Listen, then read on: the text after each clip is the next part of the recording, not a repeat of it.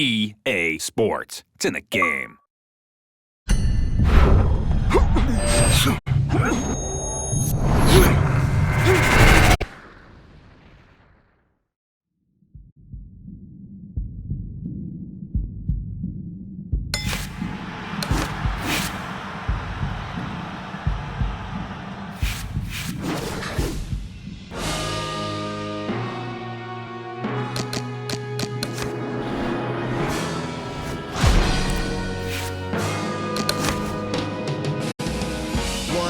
One game, one desire, one flame, one bonfire, let it burn higher. I never show signs of fatigue or turn tired, cause I'm the definition of tragedy turned triumph.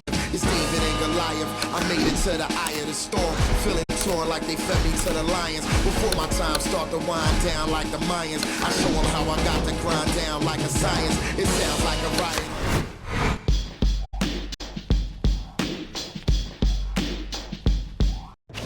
Good evening, I'm Joe Tessitore alongside Teddy Atlas, and we welcome you to the famed Boardwalk Hall in Atlantic City, New Jersey, where so many great fights have gone on through the years for tonight's main event.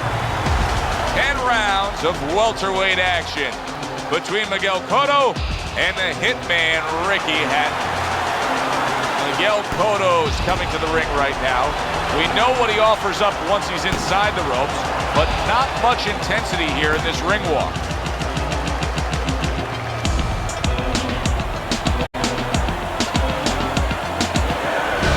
Ricky Hatton's making his way to the ring right now, flanked by his cornermen, and just an overall feeling that they're not exactly hyped up for this one.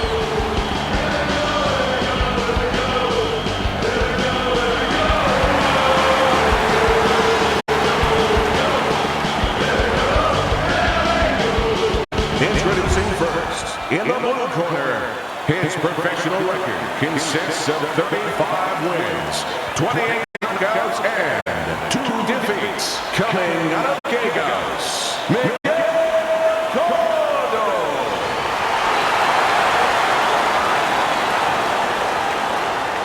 And his opponent across the ring, with a record of 45 triumphs, 32 by way of knockout, and only 2 losses. Fighting out of Stockport, Ricky the Hitman Hatton.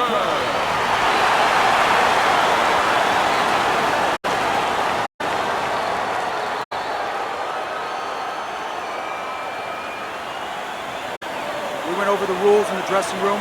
Let's have a good, clean fight. Touch them up.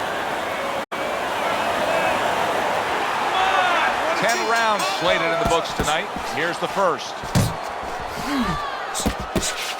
Oh, and he's got something for him himself, and it's a left hand. Good flush shot upstairs. How about a return to sender with the left hand? Now hugging on the inside. He got caught by that right hand. He never saw it coming. He may be looking to clinch here.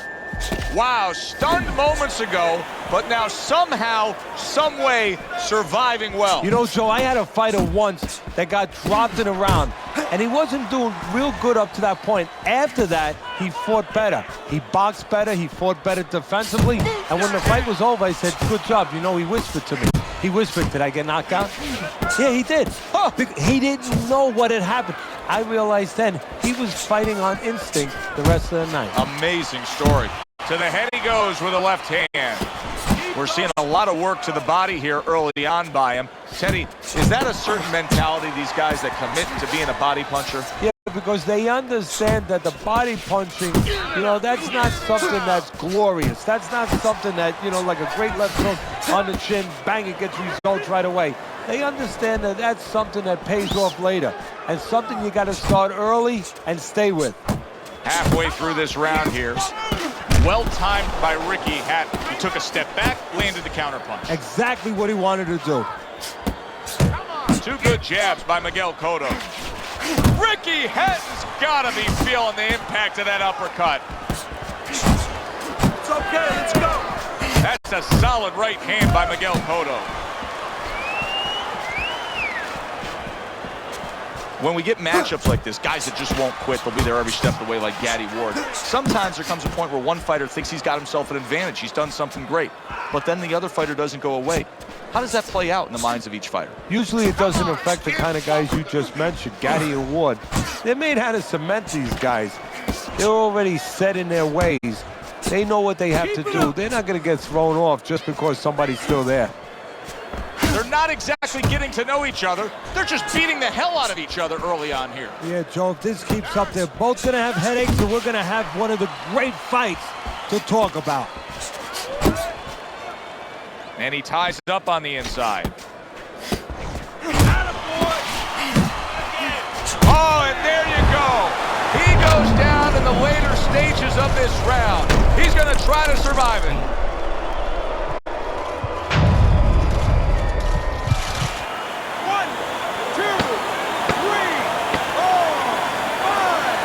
Has a sense of a flash knockdown there. You can see he's not too damaged.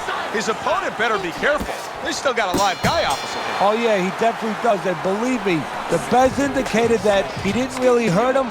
His opponent's not coming after him. He knows that he's okay. He knows that that wasn't one of those big shots that really debilitates a guy. Keep your hands up, all right? You have to keep your hands up. Don't look for just big punches, okay? Use your speed. Double up your punches. I want to see combos.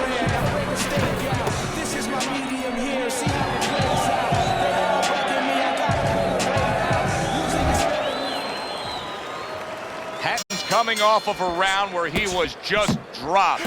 Now he's got to go back out there. What's the mentality, Teddy? Well, right now what he's got to do is buy some time. He's got to be one of those time buyers. You know, you go out there and you say, you know, I want to be able to get, you know, a little bit of space here. You want to grab. You want to move. Anything. You can't worry about winning this round. That's gone all right. Survive the round. Get your head clear. You're going to win the other rounds.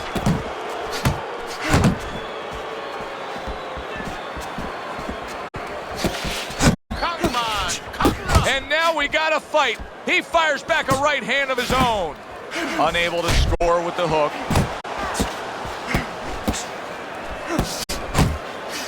Stay on the inside. Blocks the headshot.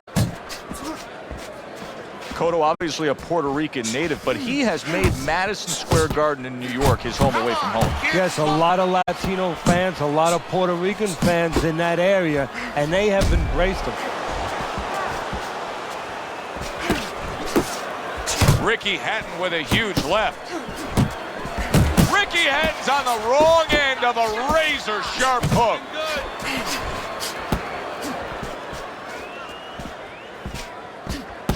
Miguel Cotto with a big right hand. Halfway through round number 2.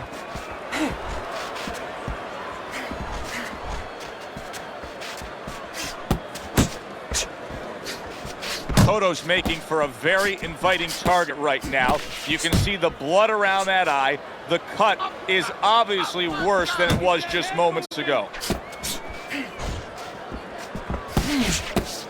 Nice work, the left hand to the head.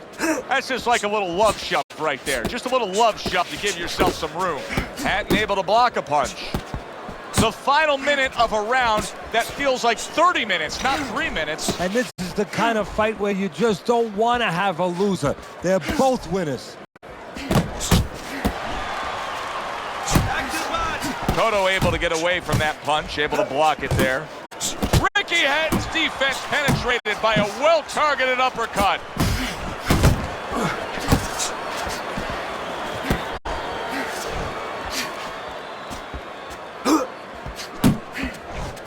Good block there by Miguel Cotto.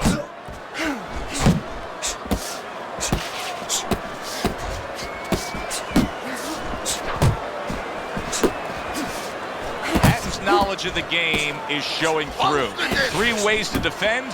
One of them is to block. He did it there well. Final 10 seconds of round number 2.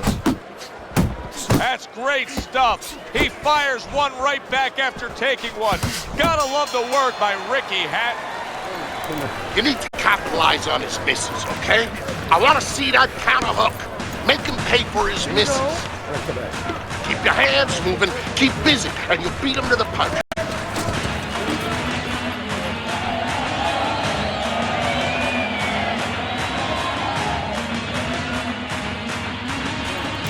Okay, breathe now. Deep breath, deep breath. Holy shit, you are in control of this fight, man. Don't get careless out there, right? Just keep boxing smart. All night long, this is your fight. And round number 3 is underway. Hatton's able to land a good, solid left hand. There's the headshot, but he parries it away. Up top with the right hand.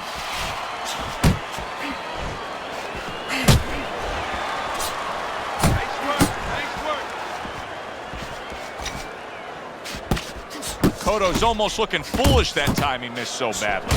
Teddy, this may come to a shock to many fans back in Manchester, but this fight could soon be over. The ref is taking a strong look at Ricky Hatton.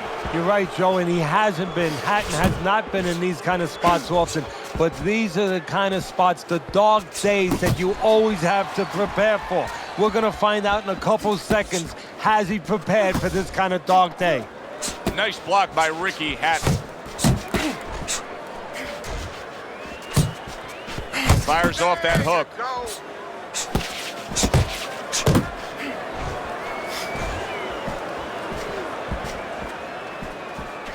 Cotto's left now getting into the mix. Nice. Keep working the jabs. And he just holds on there. Coming to the halfway point of this 3rd round. This is excessive holding we're seeing here now.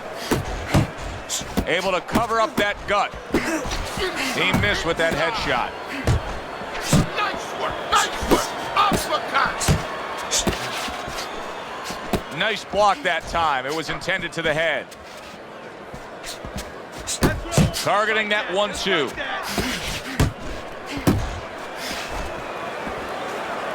Cotto's defense. Is it ever good? Look at how easy he's able to block those punches. You see him holding on. Keep working the Big uppercut by Ricky Hatton.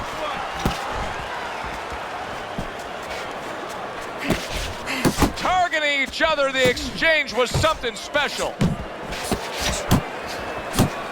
Oh, that's good stuff.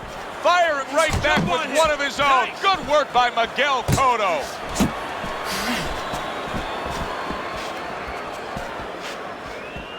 It's tough to assess, but Hatton's cut may look worse than it actually is. I mean, all the blood is spraying everywhere. Yeah, and I think that's exactly right. And you just wonder, and I know this isn't supposed to play in, but you wonder if the judges in close rounds, if they get influenced by that look. Good defense, just covering up down low. Back and forth exchange. Here's one for you now, he says. Right back with the left hand. Oh, this is a wipeout. You're winning this fight. Just keep doing what you're doing. You got this. Just...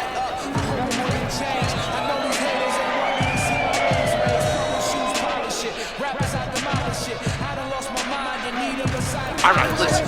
You need to create more counters, okay? Slip his punch, then throw a straight right down the middle. Don't look for just big punches, okay? Use your speed.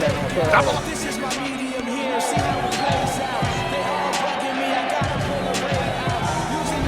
So 3 rounds are in the books here. Miguel Cotto's up 2-1 on Teddy's scorecard. Punch stats don't always tell the story, but in this case, he's been the busier man, throwing more punches. Yeah, but he's also had to do a lot more work just to keep his opponent off him, just to keep him defensive.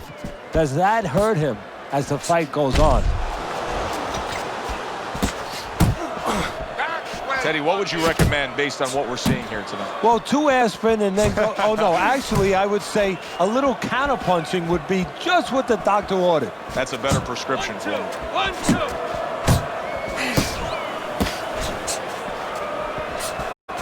How about that exchange? Don't walk into his punches.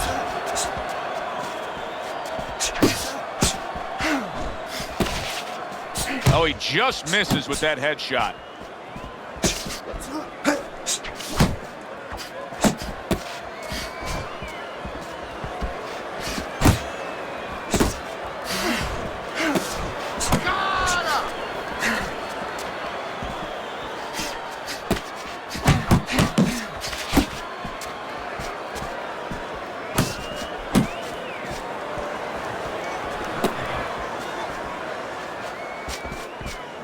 Move your head.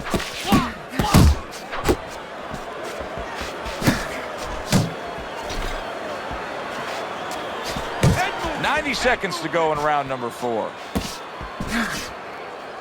You're not focusing. Cover your head, kid.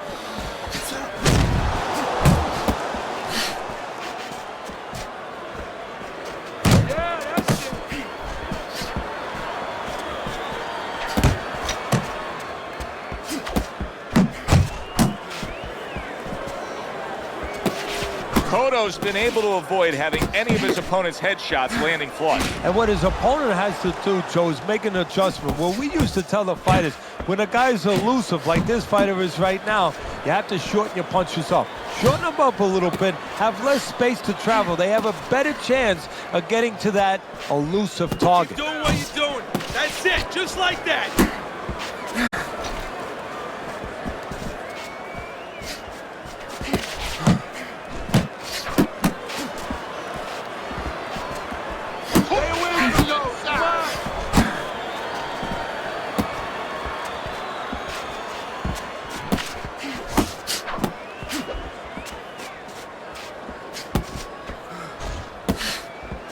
Work the body. Come on, kid. Focus. 10 seconds to go in the 4th. Come on, kid. Focus. Nice strike after catching one by Miguel Cotto. End of the round is upon us, and we have a fighter in front of us who just looks gassed. He looks tired. Now, Teddy, what can he do to overcome that when this fight starts back up? Well, first of all, this is where you search into those corners that you're not forced to search. Kind of like when you were a kid and your mother told you to clean your room and go into those little nooks and crannies where you never knew there was dirt. Now you got to start looking into nooks and crannies inside yourself, places you didn't know were there before. You better find them. You better find them quick. Let's get us some water. Take a deep breath. Relax. Good action throughout. We'll see if it keeps up in this round of what has been a very even fight.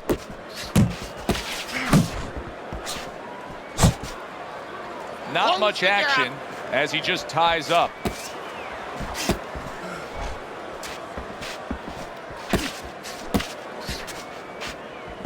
See, he's got his guard up really well that time, and it protects his head.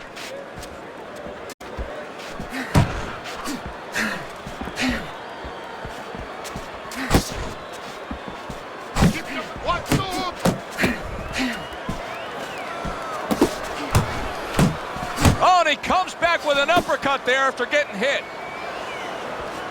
Keeps his hands up defensively, protecting the head. Nice job doubling up the jab by Ricky Hatton. Miguel Cotto's been hurt by that shot. Oh, he's hurt solid. How about that? He goes from being the victim to handing out the punishment.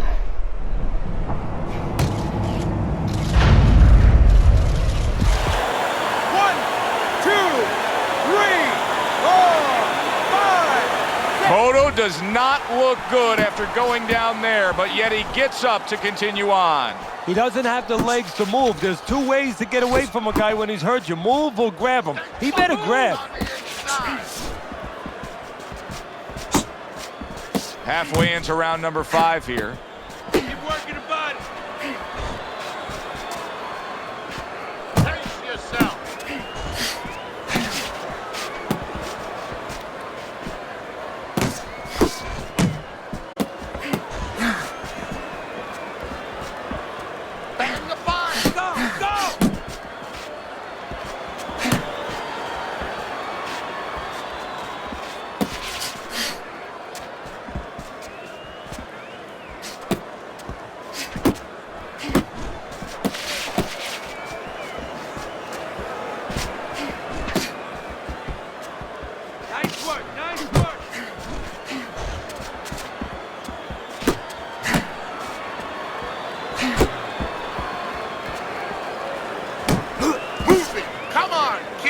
now just wasting everybody's time holding on. Good work toe-to-toe there. Both fighters got in on him. Hatton's doing exactly what you should to be a strong defensive fighter. You got to block those punches away.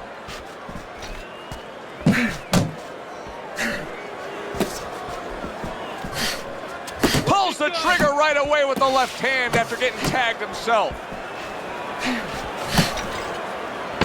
Just 10 seconds to go in this round.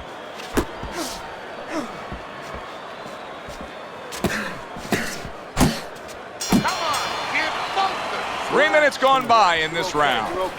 In between rounds here, Cotto's eye is completely swollen shut. What would you be telling him? Well, this is going to sound a little tiny harsh, but guess what? This is a tough business. I tell him, you have two eyes, right?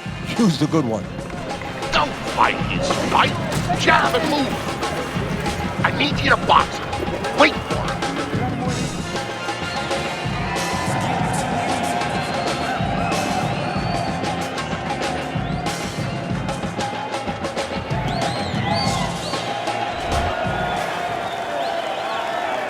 The start of this round, the halfway point of this fight. What a great job. He gave one right back in return. Nice work by Miguel Cotto. Ricky Hatton's able to avoid that punch. Good looking right hand after he got hit.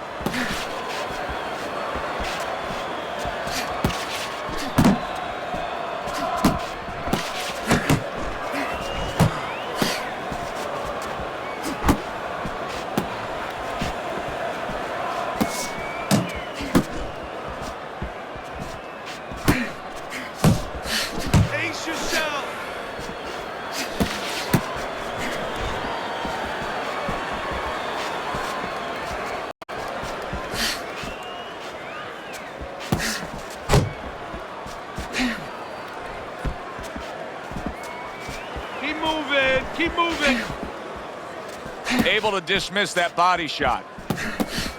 Wow, look at that, trading shots. Miguel Cotto's basically doing exactly what we've always seen out of him, and that's after he's been knocked down and affected in this fight. Yeah, you know, there comes a time you have to make adjustments. That time has come for him. And coming upon the halfway mark of this 3-minute round. Stay on the inside. Uppercut. Staying away from those headshots with his defense up top. Ricky Hatton's ability to just get to his opponent before his opponent gets to him, showcase there. His hand speed is very good. Yeah, it is, Joe. You know, it speaks to one of those old sayings that the trainers used to say, just get off first. That's what he's doing right now. He's getting off first.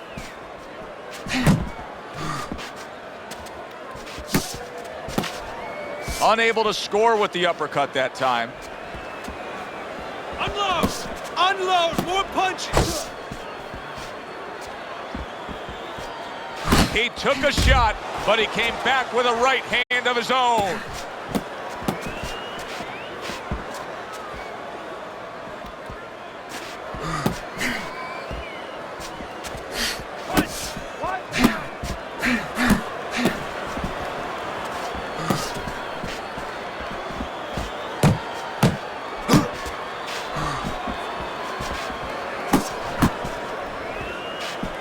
Count down the final moments of this round. Pay him back. Missed the body shot. Come on, kid. It's over. He's tired. He's got nothing left, okay? Just go for the head. Knock him out. It's done. Left, right. You need to double up your punches.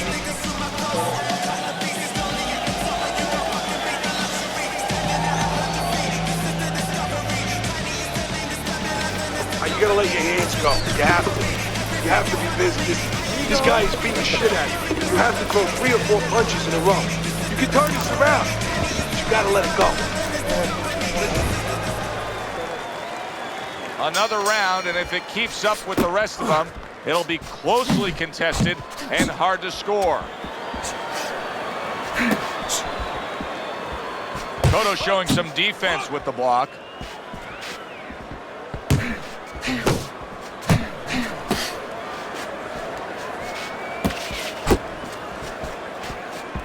Hatton's having a lot of success with that short hook on the inside, Teddy. How's he pulling it off?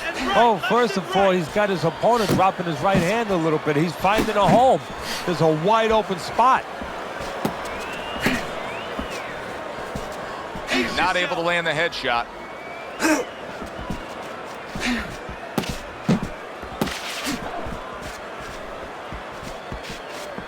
You're not focusing.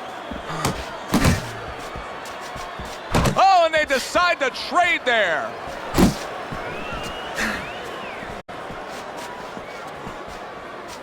Focus. Not able to connect with the uppercut.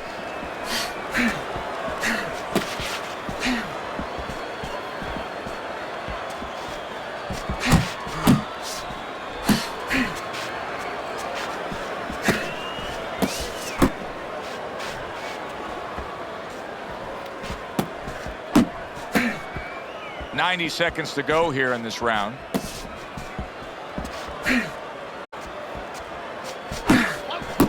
Very nice work from both men. They each got a shot in.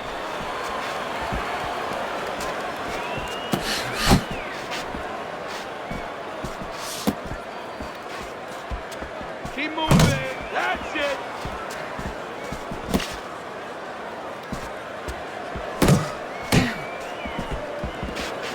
Takes one, but gives one. Good work by Miguel Cotto. Nice. Able to get away from that headshot with the block. Hatton's putting on a show here. Defensively putting on a show. And it's helping his offense because, you know, he's creating holes. He's creating opportunities, holes that he's filling as he makes his opponent miss.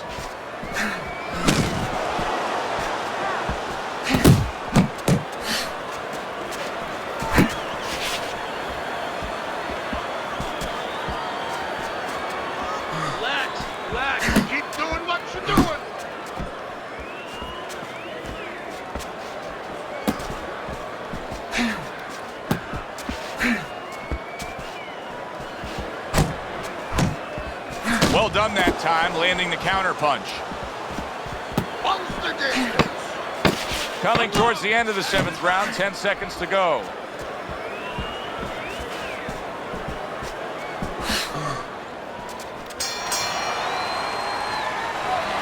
You're losing this fight. Take some chances now. You have to take a chance with this guy, right? You got that? You have to take a risk. Keep it simple. Take it.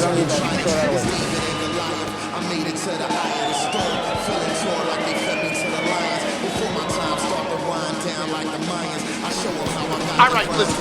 You need to create more counters, okay? Slip his one, then throw a straight right down the middle. Nice. Keep it up. This guy's never felt beat.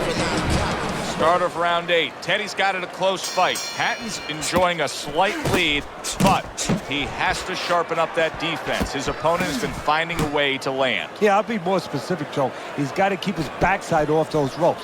That's where he's paying a price. Trying to go downstairs, but off target. Good way to protect the midsection. Punch! Punch!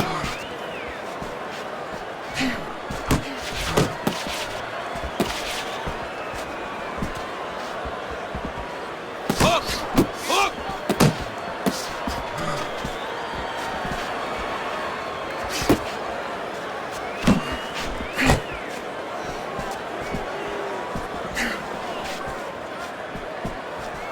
Left and right! Left and right!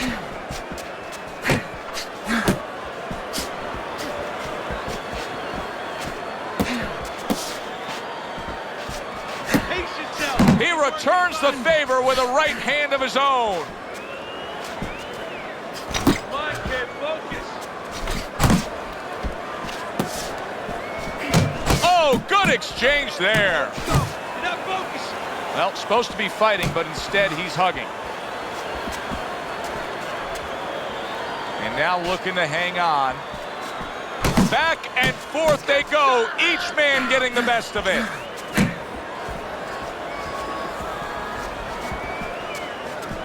Halfway through this round.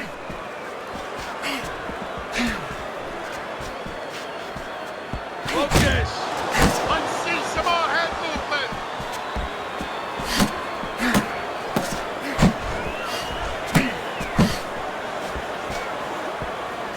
Able to cover up along the belt line, blocks that one. Ace yourself.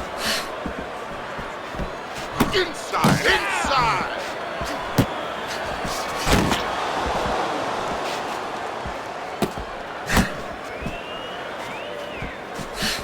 Good defense upstairs to stay away from that offensive assault. Protect yourself.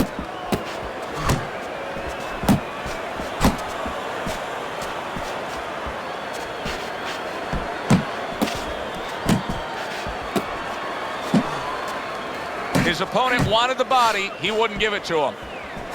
Tried to land that upstairs and was off the mark.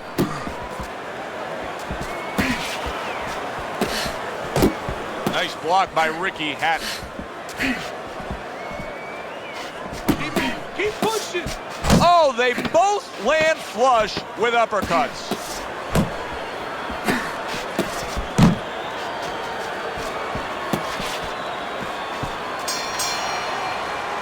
End of the round here. Joe and Teddy with you ringside. It's turning out to be a very good fight because it's very competitive. It's one of those fights that's really hard to score. Yeah, it is hard to score. It's going to be up to the judges now. Hopefully, they've been watching the way they need to watch, and they're confident enough to make sure that it's not just a matter of who's throwing, but, you know, who's really landing. Let those hands go, right? Let them go. This is the time.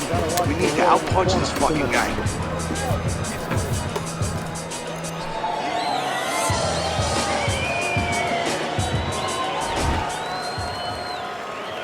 And we are back underway. Another round in a fight that's been very entertaining, but I wouldn't want to be a judge. This is one of those fights that could go either way.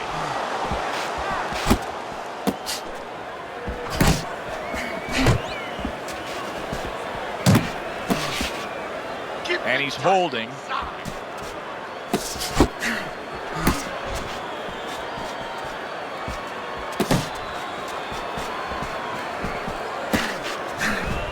Tucks those elbows in, blocks the body shot. Threw the straight right hand, but didn't score with it. Blocks away that headshot.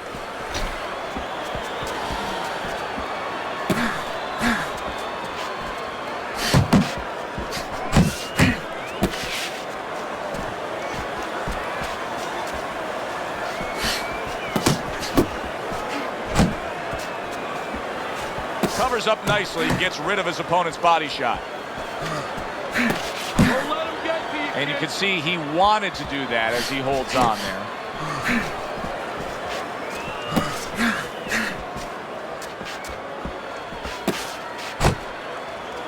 Just an excessive amount of holding here. Just much too much clinching. 90 seconds into the 9th round.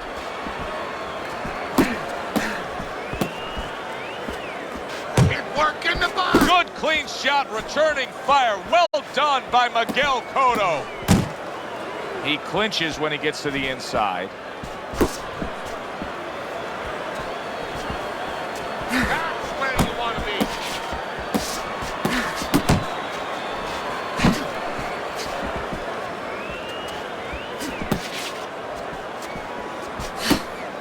be. Good job on the two-punch combo by Miguel Cotto. Ricky Hatton was stunned right there. He really got tagged right there. He should get on that bike and start running around the ring. Don't walk into his punches.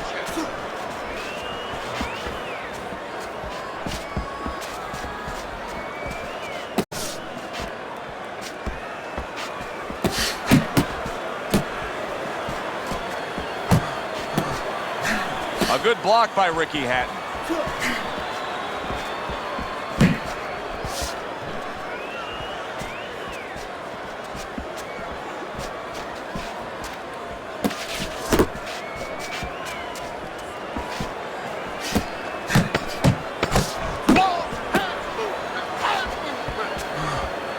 block by Ricky Hatton.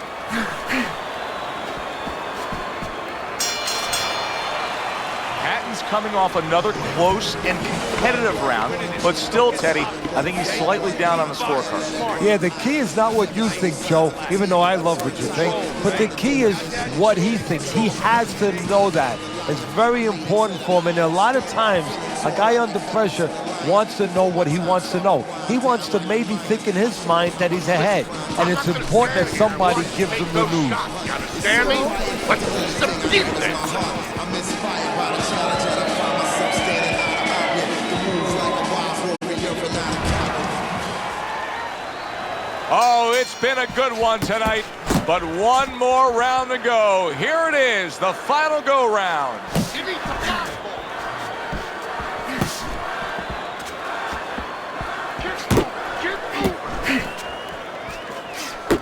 Good solid shots with the combo downstairs. 1, 2. 1, 2. Keep those hands up.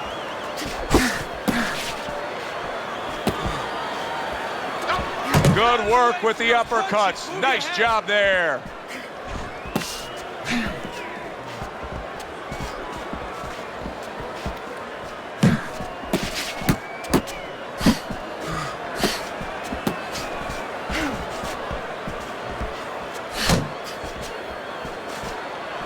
Good block by Ricky Hatton.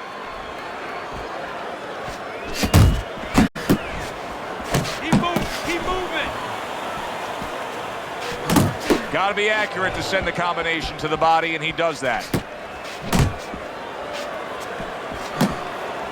Hooks on the inside. Dismisses his opponent's headshot.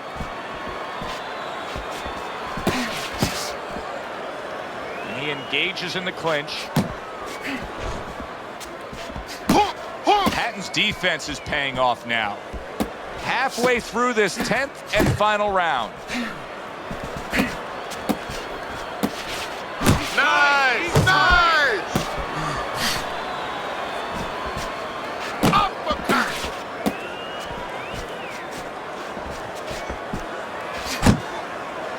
Hatton's giving me the impression that he's not 100%. Now, we saw that he was stunned earlier, but the non-stop clinching, it really tells you where he stands. Yeah, it does, because that's not his way. That has not been his makeup, his personality before. So you know something's not right now, and his opponent is starting to understand that. He got hit right there, but he also gave one. Solid effort by Ricky Hatton.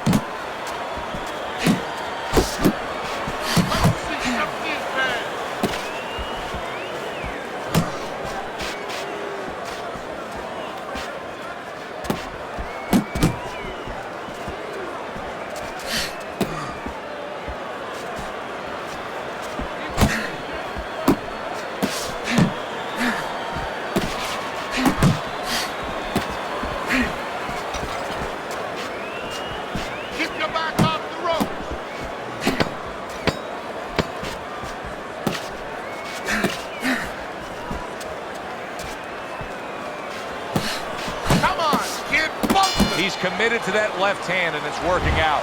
Throughout the night, right up until that final bell moments ago, both these men tried to determine their fate, but now it's in the hands of these judges. The pressure now is truly on the judges, because this is the kind of fight where you need talent as a judge, you need discipline as a judge, and of course honesty to get the right decision here. So the judges see it a draw. Now, just talking to you throughout the broadcast. Good evening, everybody. Joe Tessitore and Teddy Atlas welcoming you to a sold-out Boardwalk Hall in Atlantic City, New Jersey. Our main event should be a good one tonight. 10 rounds in the welterweight division between Tommy the Hitman Hearns and the Pac-Man Manny Pacquiao. Tommy Hearns' unpredictability belies his ring walk focus. He is ready for action.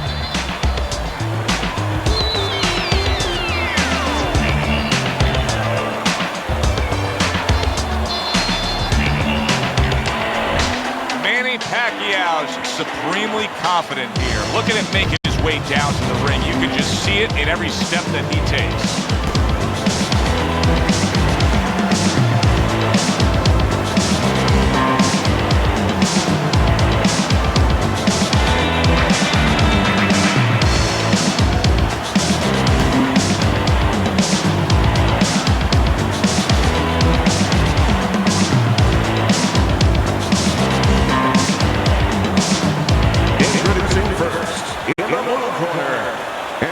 Record of 61 victories, including 48 wins by knockout and 5 losses. Coming out of Memphis, Thomas the Hitman Hearns. And his opponent across the ring with a record of 52 wins, 38 by way of knockout, and only 3 defeats. Fighting out of General Santos City, Manny Pacman Pacquiao.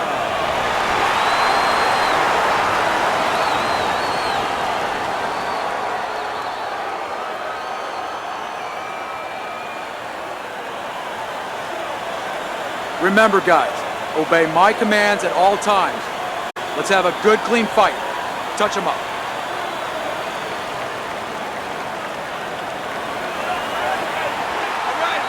Little get to know you here in the opening round, scheduled for 10. That's great stuff. He fires one right back after taking one. Gotta love the work by Manny Pacquiao. What do you make of this strategy by his opponent, though, staying on the outside against Pacquiao? Well, if I was fighting a guy that's very strong, a guy who's really a banger who can hurt me, I'd stay on the outside too. Now he has to make sure that he makes Manny pay a price on the way in. He's getting rid of that punch from his opponent. Well blocked by Manny Pacquiao.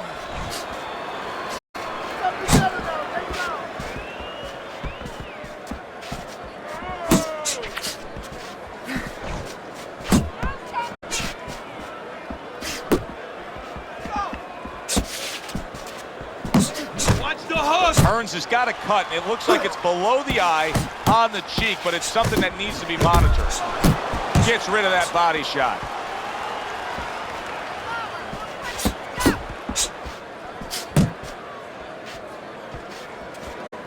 Oh, that's good stuff. Firing right back with one of his own. Good work by Manny Pacquiao. You got this one all day, all day. Nice hook by Tommy Hearns. Halfway through round number 1.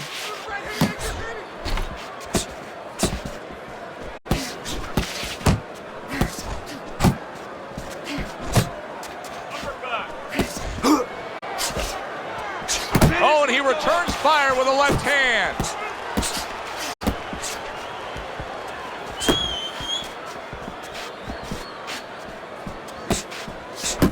Scored well up top.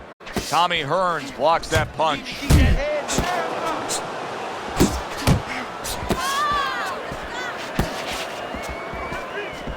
Solid left hand to the head. Tremendous pace being set early on here between these two. Can't see this fight going the distance with this pace. No, not unless something changes, like moving their heads a little bit.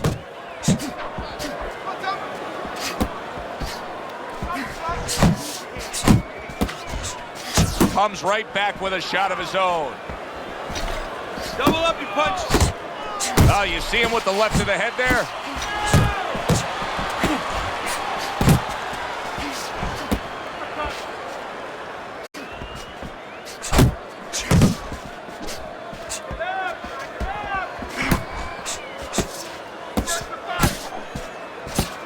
Last 10 seconds of this first round.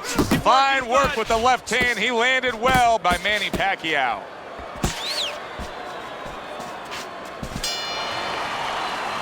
We come to the end of the round. Joe Tessitore alongside Teddy Atlas.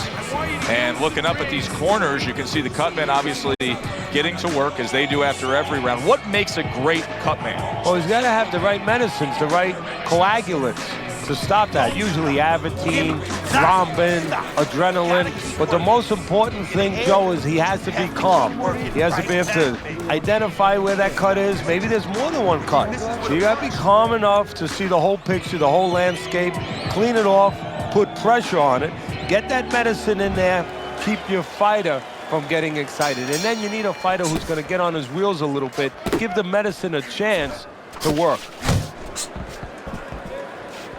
He tried to nab him up top, but was unable to connect. Hearns is putting his punches together now. That's a nice combination.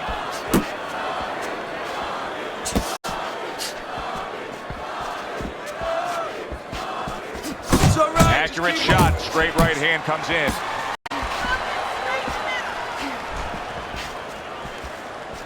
Keep those hands up, baby. Keep those hands up.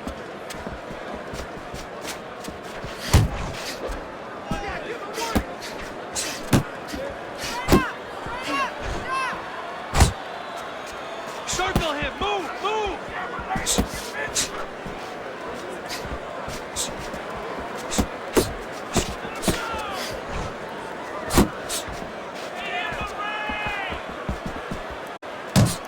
Shake it off. Shake it off. It's See, over. the defense pays off as he gets rid of that downstairs.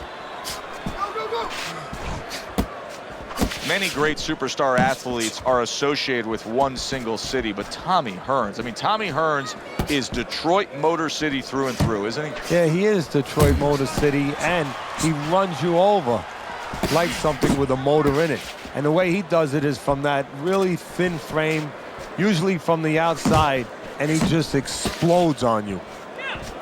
Reaching the halfway mark of this round. Manny Pacquiao with a big left hand.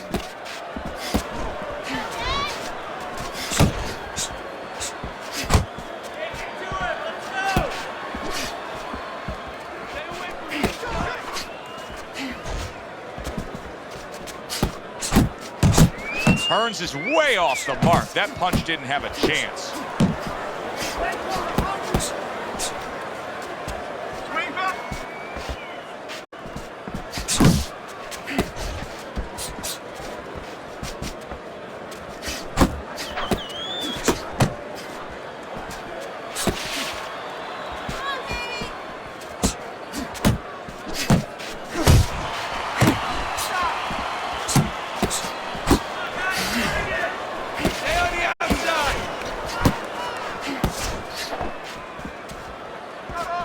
Not hitting his mark there going upstairs. Flush right hand to the head. Just 10 seconds to go here in the second round. You see he comes over the top with that right hand, a real solid shot.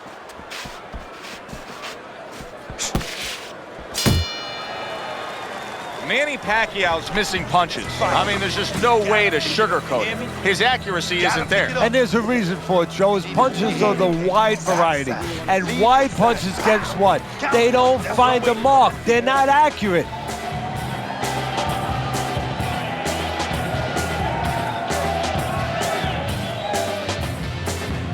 Listen, I don't want to see you against the rope. As soon as you feel rope, move out.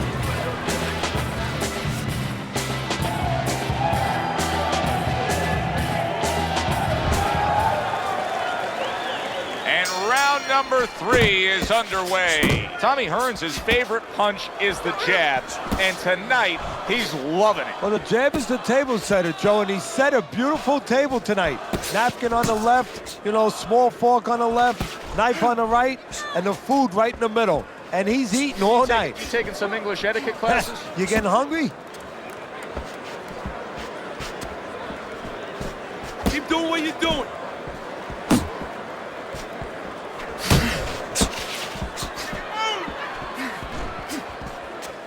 Come on, punch, punch, punch. That's it.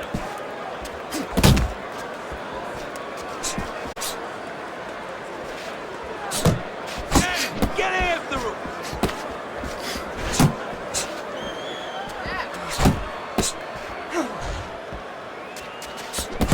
They trade shots. He comes back with a right hand.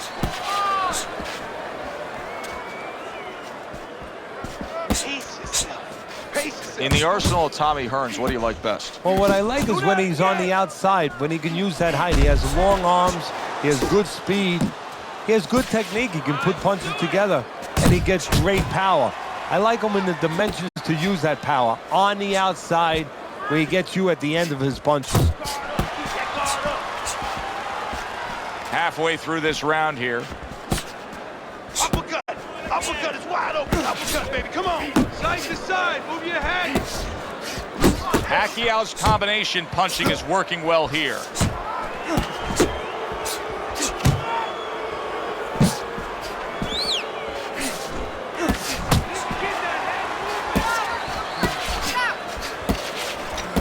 Able to block that away. It was targeted for his head. Hearns is in a good rhythm defensively here. Teddy, what is that? A credit to his ability to anticipate? You know, also, it's the teaching. Let's give the trainers credit. Of course, let's give his background of the amateurs credit, but he learned how to get away from punches. This is technique that was taught to him.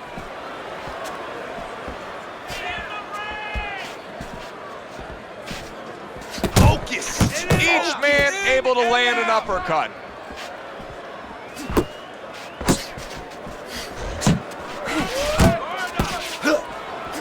Not one, but two. Good work with the jab up top. Keep moving, come on now.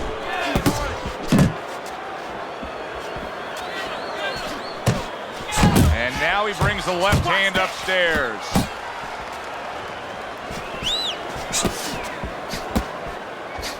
Nice! Last 10 seconds of round number 3. Very accurate with the overhand right. And the round comes to an end. Stay away from him. Keep throwing that jab. Okay, breathe in. Take a deep breath. Great job that round. Doing well.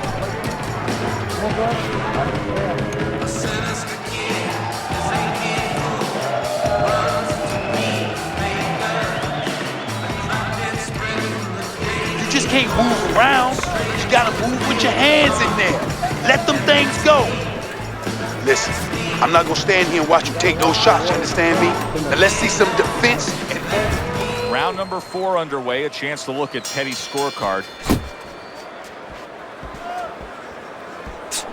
Good smooth work by Manny Pacquiao. That's classic counterpunching. Yeah, what he did was he pulled that right shoulder back. You know, he just pulled it back, gave him the left shoulder, and then gave him the right hand. Oh, he took some damage, but he gave some back with the right hand. Well, I don't know if he's hip to the idea of becoming a counterpuncher, but I get the sense you'd agree with it. Yeah, definitely. I mean, he's got the perfect platform, the perfect form for it. The guy's walking in right now, not moving his head much. He can time him, he can counter him. Good job, champ. Commits to the straight right. Don't let him get at you. And just grabbing onto his opponent.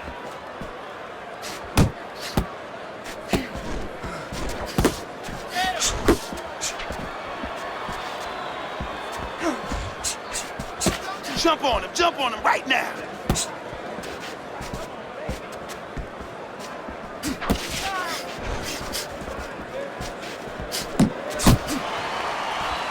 That's it. Let's see some more head movement. Halfway through round number 4.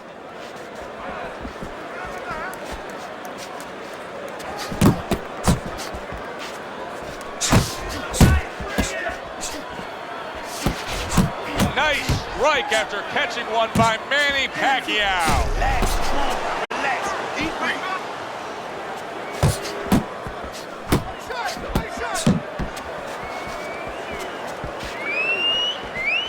Beat him to the punch.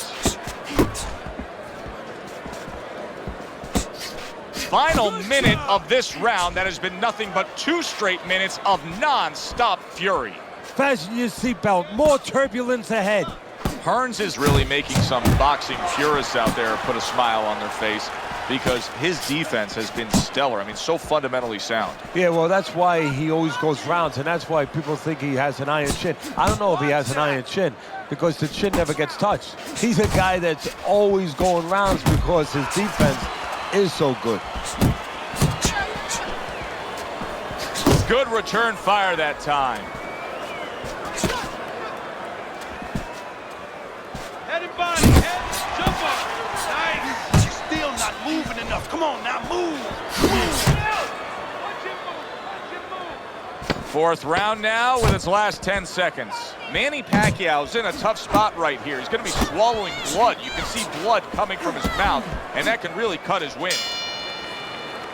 And round 4 comes to an end. Let me paint this picture for you. You got to figure out a strategy, and your fighter's down to one eye.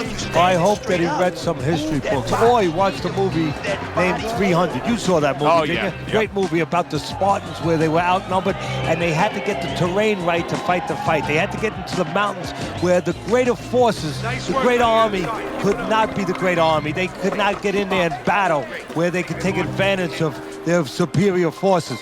That's what he's got to do. He's got to move the fight into a portion of the ring where he will not be vulnerable on that side.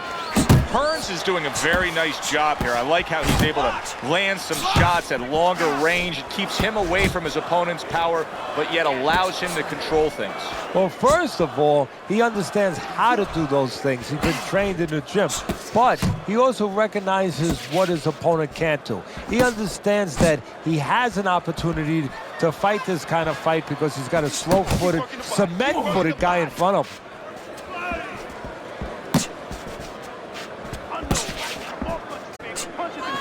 Oh, hands up, hands up. And a strong offensive showcase, the combination by Tommy Hearns.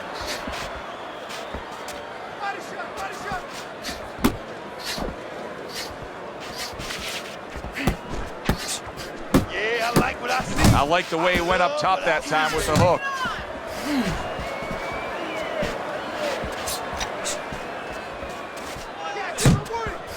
That's a fierce left hand that landed by Manny Pacquiao.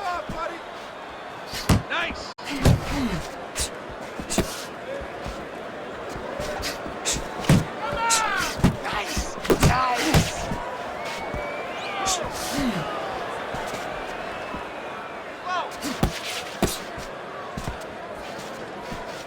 Still plenty of time to work here in round number 5. Minute and a half to go. Come on, stay away from those. Come on, man. Hearns is giving his opponent fits right here. His head movement is making for such an elusive target. Yes, it is. Now the opponent has to make an adjustment. He has to realize that he's finding air more than he's finding any surface up top. So go downstairs to the place that's not moving, down to the body. That'll start to take away some of that head movement. A well-placed left hand up top.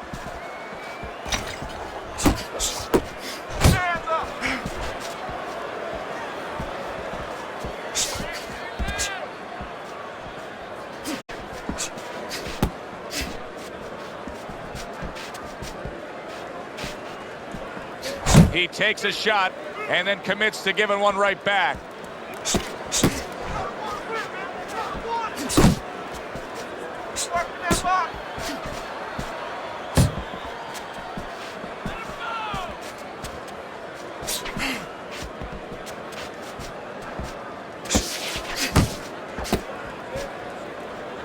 Comes right back at him with a left hand. Hey, you gotta see that coming. Let's go. Final 10 seconds of this 5th round. Head movement, Jack. Come on. Good effective work with that straight right hand. Can you believe this? The ref has actually taken a look at stopping this fight. Pacquiao's in trouble. When you take as many chances as Pacquiao takes, sooner or later your number's gonna come up. Is his number up? He's got nothing left. Just go for the head. Knock him out.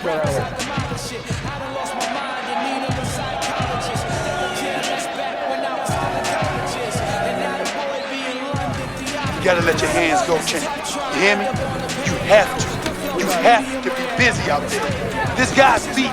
Now, if you throw 3 or 4 punches in a row, you can turn this thing around. But you have to. And we are underway with the second half of this fight. A headshot blocked.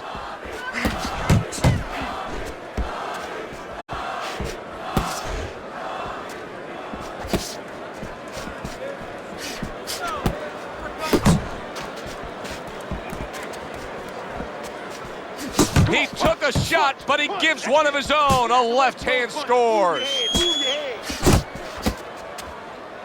Pacquiao's not coming up with the results that you would want to see out of him. Now, he's trying to counterpunch, Teddy, but it doesn't seem to be the answer. No, he kind of looks a little bit like that guy who went in to get his hair dyed, you know? And he thought it was going to be just a little bit lighter, and it wound up being a lot lighter. And he said, wow, what the heck did I do? I didn't think I was going to look like this. I didn't think that I was going to box like this.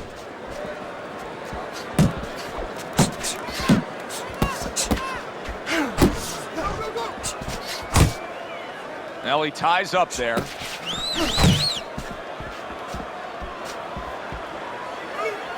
Took a shot, now he gives a left.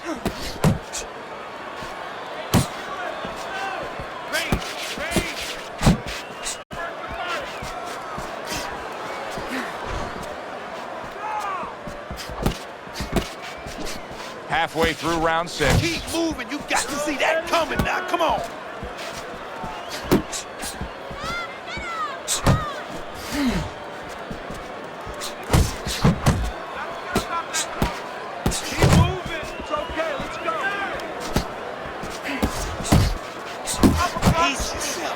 Pace yourself, you're doing good.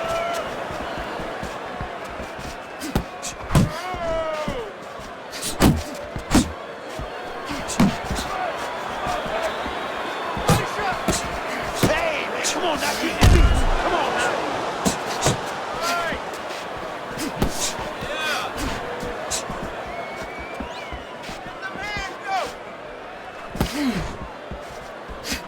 Okay, now get your hands up. Get your hands up. That's it.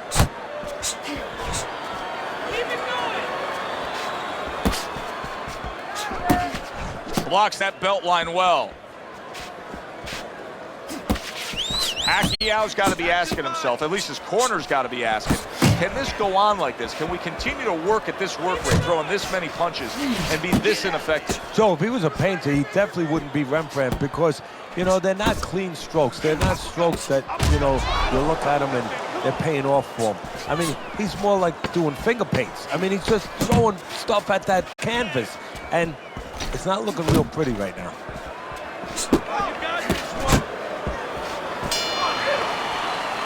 And that's the end of round 6. Pac-Man's corner has quite a task in front of them now. Their fighter's eye swollen shut. Right now, you have to come up with some strategy. Maybe he turns his stance around, where he leads now with the good eye. You know, right now the good eye is back a little bit where he can't pick up things. Maybe now he needs to change his position in the ring, where at least his good eye is in front. Finish him off with the hook, okay? 1-1-2.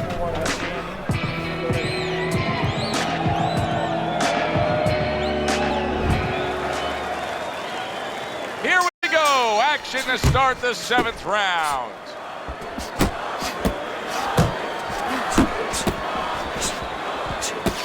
That's okay, that's all right. Now pay him back. Go pay him back.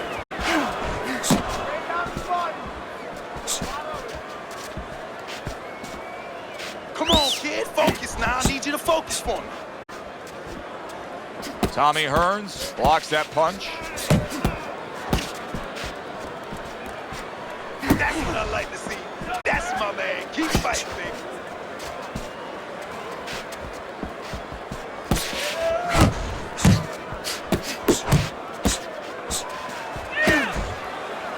And now just wasting away some time with that clinch. Come on, keep moving. A little something for his opponent after getting tagged.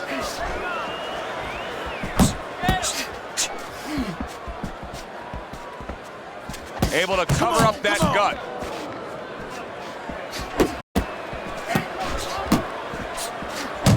He gets hit, but he gives it right back.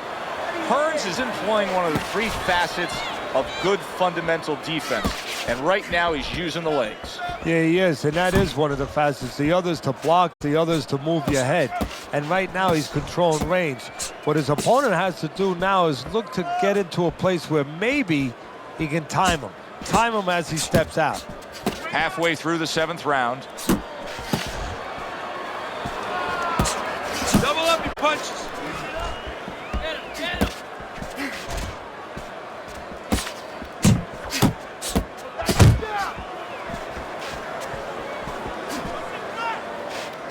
Keep moving, come on now. Jump on him. Keep pushing.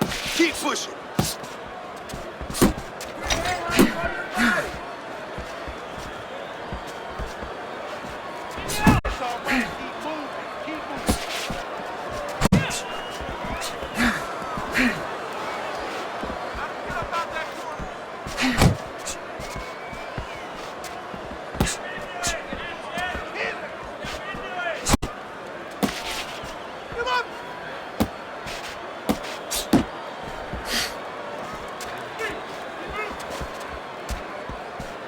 Oh, you're doing great. He's working the jab. And now he's acting like a fighter, coming back with the right hand after getting scored upon. Took a shot, now he gives a left. 10 seconds to go in this round. Gets rid of that. It was intended for his head. Let me see. Comes right back at him with a left hand. Nice work, kid. Good job in that round. He's almost done. You had him that round. You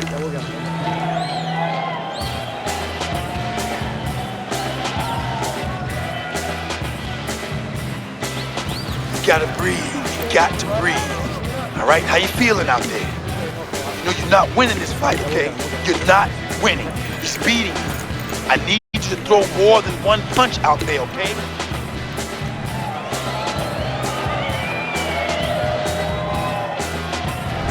Pacquiao's not looking so hot right now. He's down on your scorecards, that's one thing, Teddy. But as we start this 8th round, you can just see that he doesn't have much left. Well, you know, this is the test now. I mean, this is the time where you separate the men from the boys.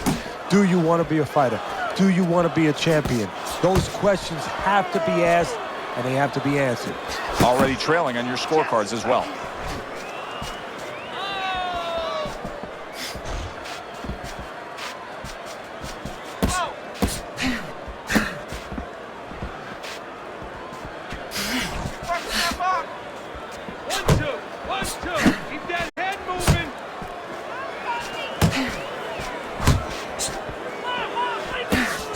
Good 1-2 by Tommy Hearns. You're not focusing. You're not focusing. That's it. You're taking too many punches. Hands up.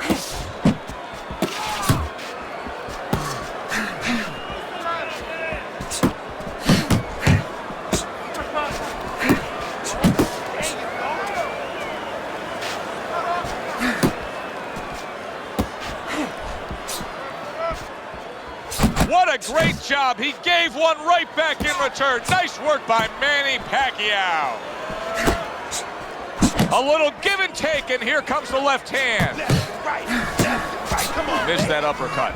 It is unbelievable how this fight is being fought. Both guys unwilling to stop. One guy goes at it, the other guy meets him punch for punch. Well, you've heard it before. You've heard the term used, one day at a time to deal with something very difficult. Well, this is one round at a time. That is the only way these fighters, these warriors, could deal with this kind of pace. Hearns is just punching air that time. His opponent was able to get out of the way. That worked out really well, throwing off the right hand after getting tagged like that.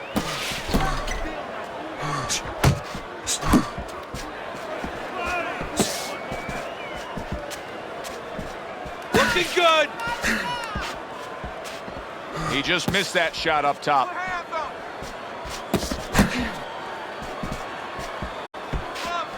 Stay on the outside.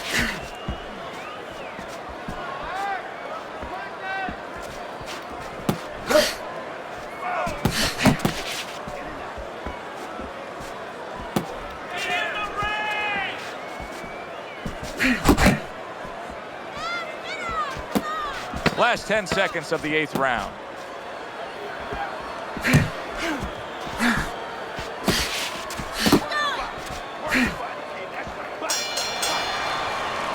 This round is in the books, and it looks like the gas tank on this fighter may be heading towards empty here. What is this, a case of guys just not putting in the road work and the conditioning prior to a fight? No, you got to figure he came in. His weight was good. Scales don't lie. We looked at the weight. He came in pretty good condition. I think what it is now he's starting to get broken down a little bit, physically and mentally. The other guy is starting to impose himself on him. Keep your distance, all right? We got it. Nice work. Keep it up. This guy never felt a beating like this. Keep the pressure up.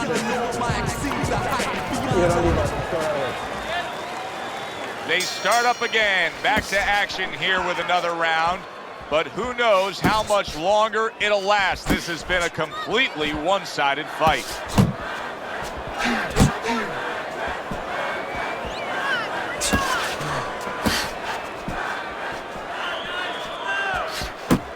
Parries that punch intended for the head.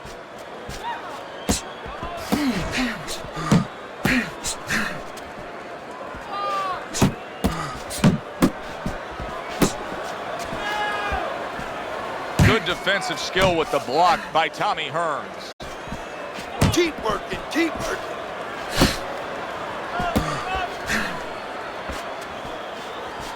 Unload, right now, punching you bunch. Let's see it. Let the fist go, let him go. Really a lot of consistency from him with the right hand. You can see he's trying to score up top, but off the mark there. 1-2, 1-2.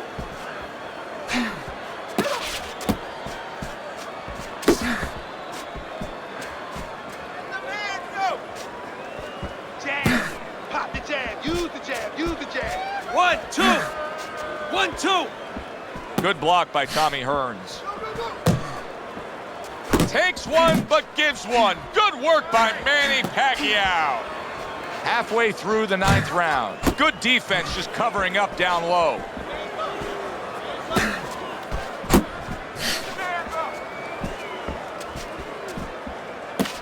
Tommy Hearns blocks that punch.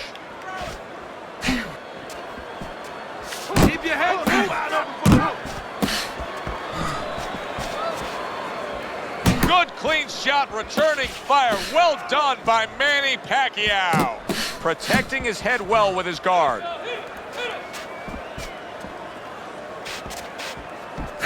Keep moving, keep moving.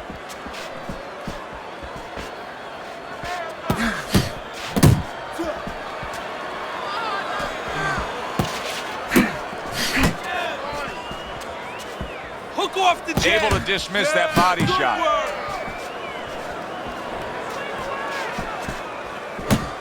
Good, strong uppercut. He comes right back with it after taking one.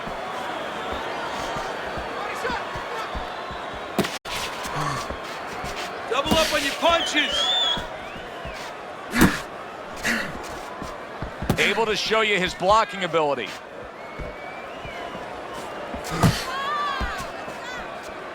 Final 10 seconds.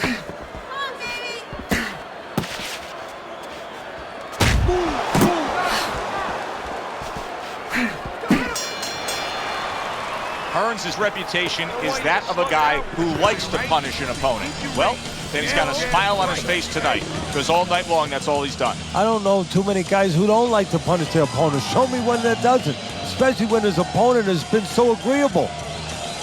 Focus. Focus. You have to focus. Now listen, I want you to pick his jabs. When he throws a jab, parry it away and you'll catch him, okay? You got that? It's gonna happen. It's gonna...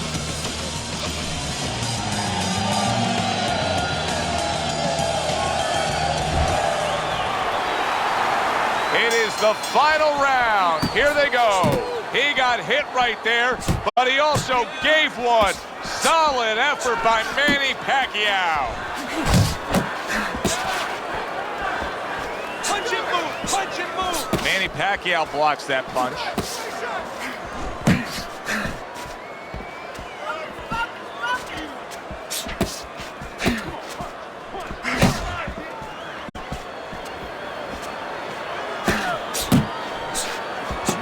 able to block that.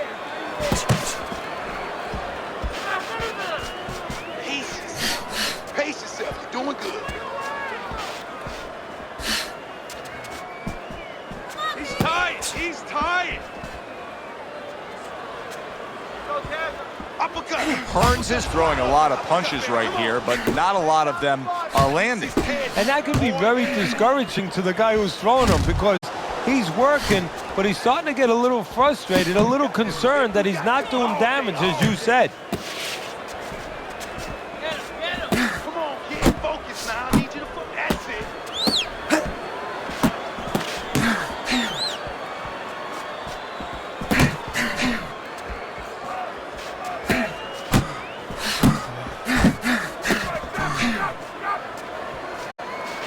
Halfway through this 10th and final round. There you go.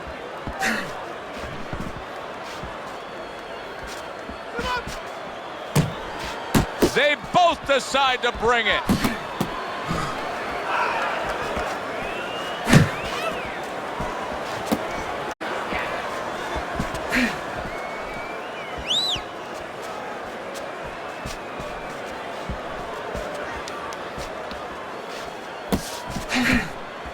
Final minute of the final round.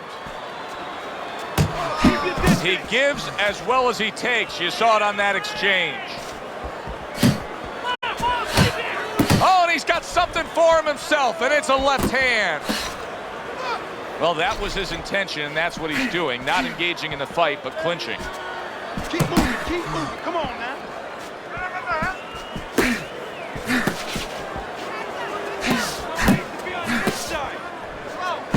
Targeting that head with the combination punching. Blocks the headshot.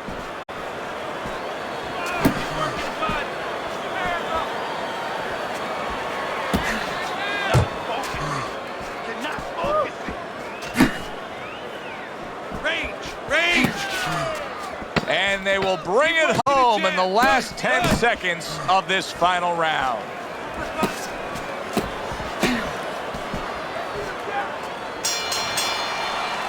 Well, you should have your judge's license taken away if you don't see this one the obvious way, Teddy. If one of these judges dare go another direction with this, I want their picture up on a post office board. Most wanted poster. Yes, sir. Well, right now what we want is to hear those obvious scorecards, so let's send it up to the ring.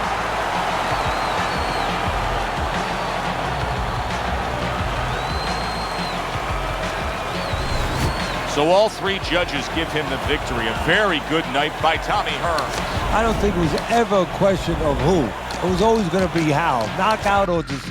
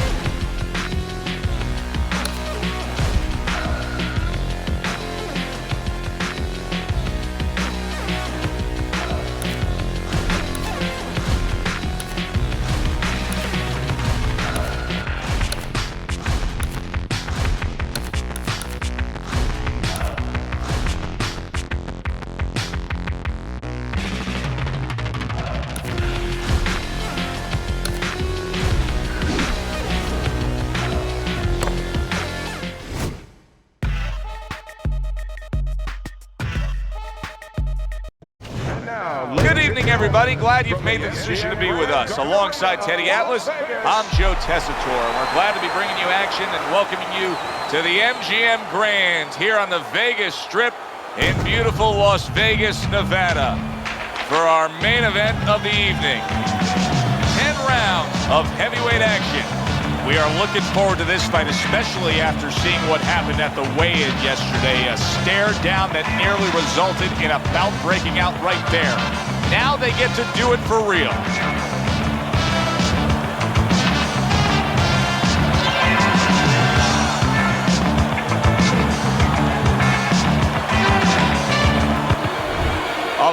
Holyfield so alert right now. I mean, look at his focus as he makes that walk that so many fighters dread. But he makes that walk down to the ring just so very alert.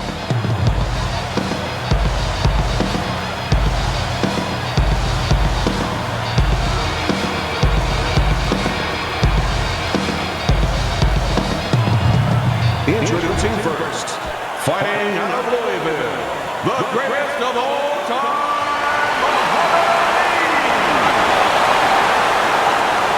his adversary. His professional record consists of 43 wins, with 28 knockouts and 10 defeats. Fighting out of Atlanta, Evander, the real deal Holyfield.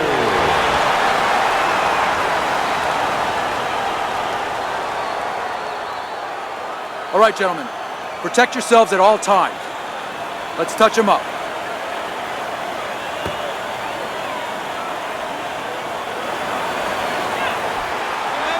All the talk, all the hype, now the fight. Round one, scheduled for 10.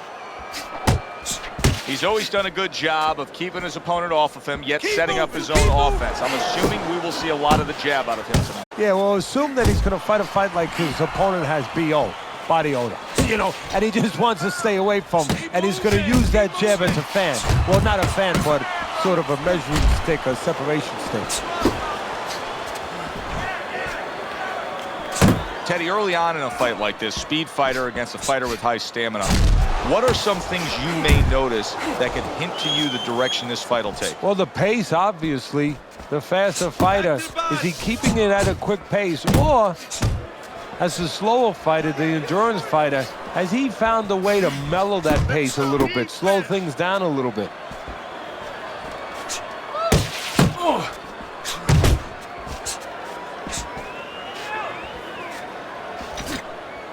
Now there's the jab, there's the headshot, but he parries it away.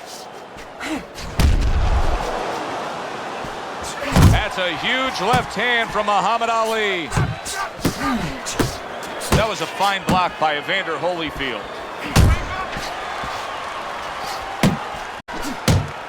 Ali's ripped by an uppercut. And coming upon the halfway mark of this 3-minute round. That was a miss by Evander Holyfield. How about a return to sender with the left hand?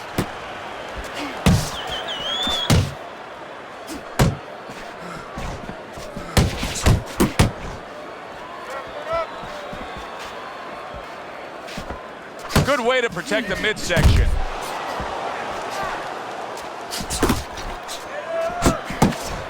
Hits him in the mug with the right. Will you look at this? Look at this pace that these two are fighting at so early in the fight. Teddy, each man must have been determined to think they can get the other one out of here early. Yeah, I want to see who blinks first, though. That's what's interesting to me. Who changes? They can't both keep this up. Not moving enough. Move!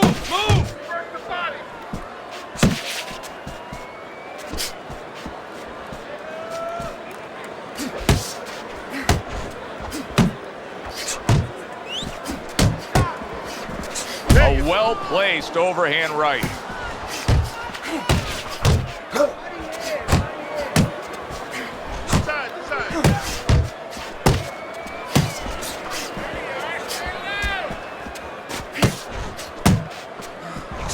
Final 10 seconds of round number one. The left hand coming into play by Evander Holyfield. Well-placed, well-timed combo up top.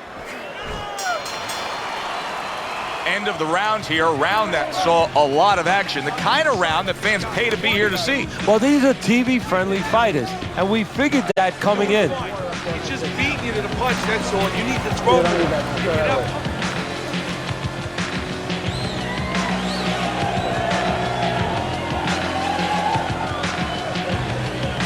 Throw punches, okay? Don't walk into him without throwing a punch.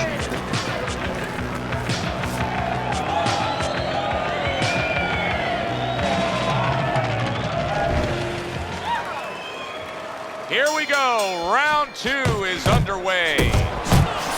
Scores up top with a left. That's a good block by Evander Holyfield. Little head knocking with that right hand.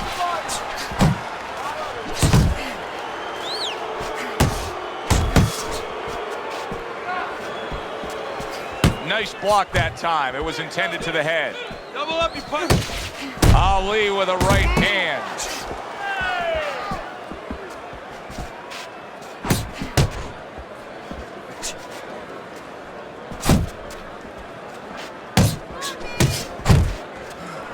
And now he's targeting upstairs. See, he's got his guard up really well that time, and it protects his head. And now targeting his opponent with the overhand right.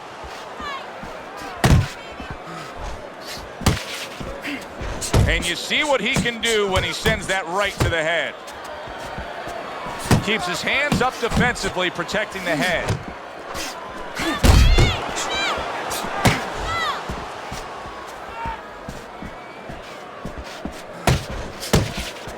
Able to cover up along the belt line, blocks that one. Off to the side, a little swing and a miss going upstairs. Halfway through round number 2. His opponent wanted the body, he wouldn't give it to him.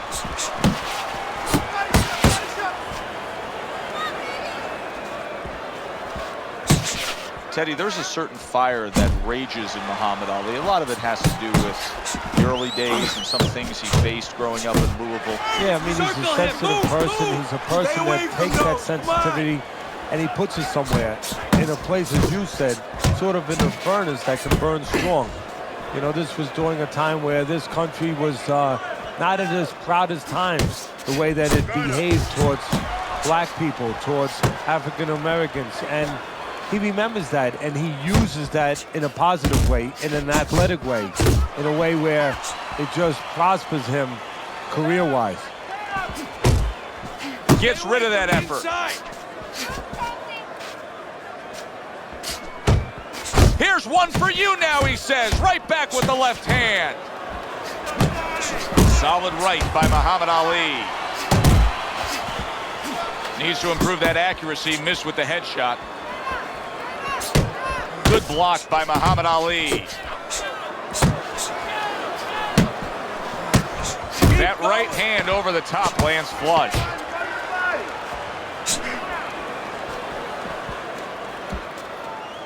Staying away from those headshots with his defense up top.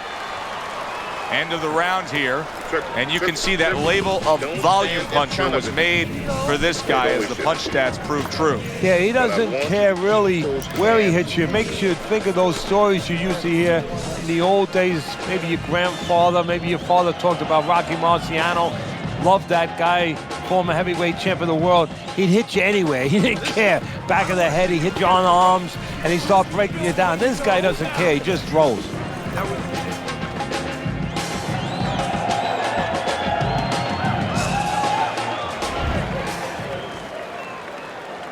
Round number 3 is underway. You know, we're early in this fight, but Evander Holyfield's energy may come into question soon. He's throwing a lot of punches, Teddy. Yeah, and his mental energy, too. I'm wondering if he's getting a little discouraged that his opponent is not showing a lot of effect from all those shots. That's great stuff. He fires one right back after taking one. Gotta love the work by Muhammad Ali. Ali's employing a strategy that works really well for him.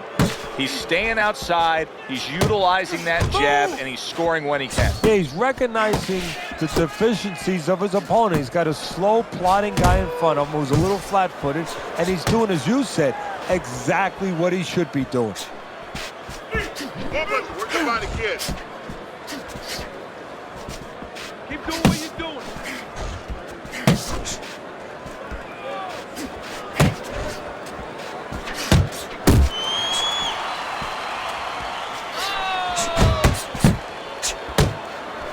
What an excellent 2-punch combo by Muhammad Ali. Pulls the trigger right away with the left hand after getting tagged himself. Stay on the outside. Back to the body. Coming to the halfway point of this third round.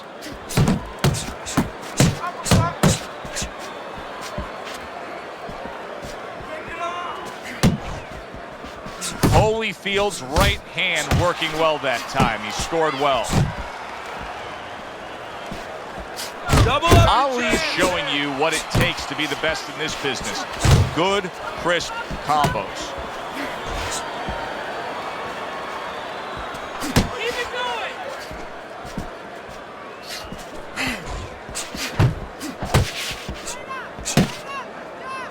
Now hugging on the inside.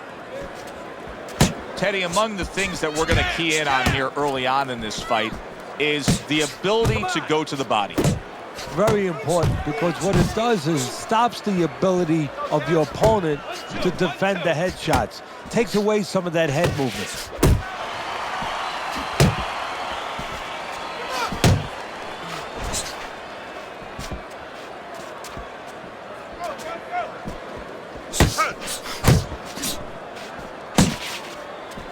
Muhammad Ali blocks that punch. Move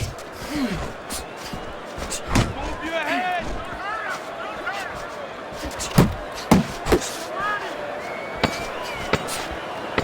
10 seconds to go in this third round.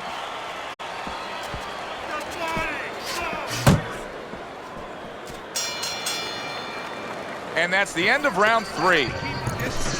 Stay away from him. Keep throwing that jab. All night long. This is your fight. You're in control. No effort, okay? This is your fight.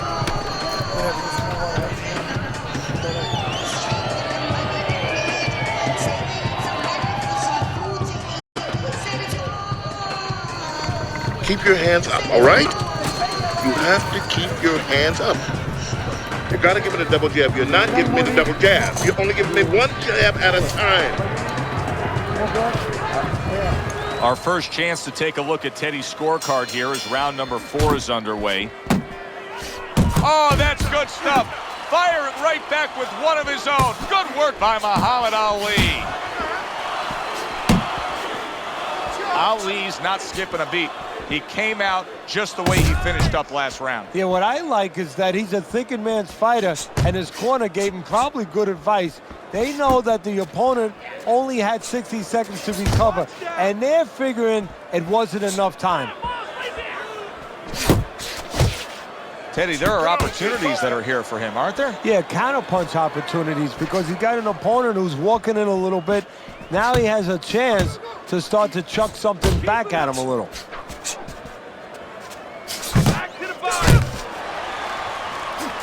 Well off the mark by Muhammad Ali.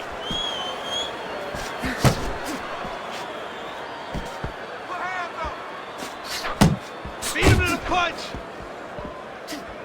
Hook off the jab. Go, hit him.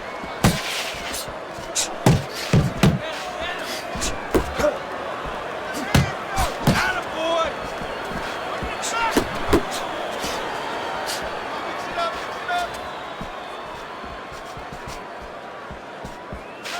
He comes with the straight right hand. 90 seconds to go in round number 4.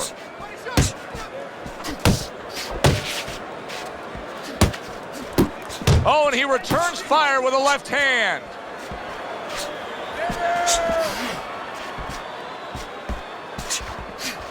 He missed with that headshot. There you go.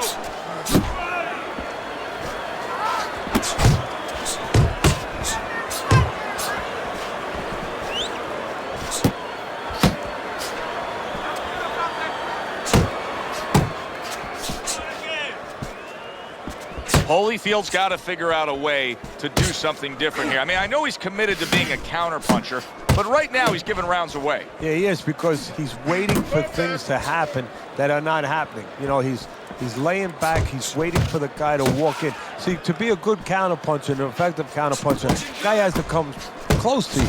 But his opponent's staying at a distance. He's not giving him anything to counter.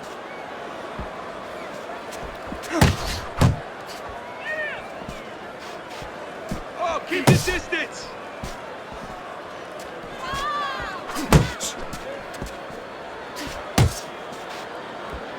Oh. 10 seconds remaining in this round. Nice strike after catching one by Muhammad Ali. We come to the end of this round, and for this fighter, I think that's a good thing because I was looking at him there, Teddy, and it looked like he was breathing in and out of his mouth for most of that round. Yeah, and that's a bad sign. That means that the gas tank is a little low. He's low on petrol.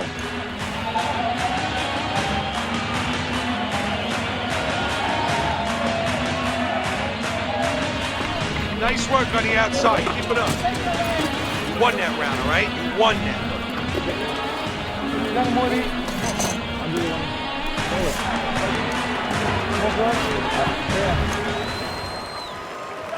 He looks like a good, strong fighter right now. Doubling up the jab by Evander Holyfield.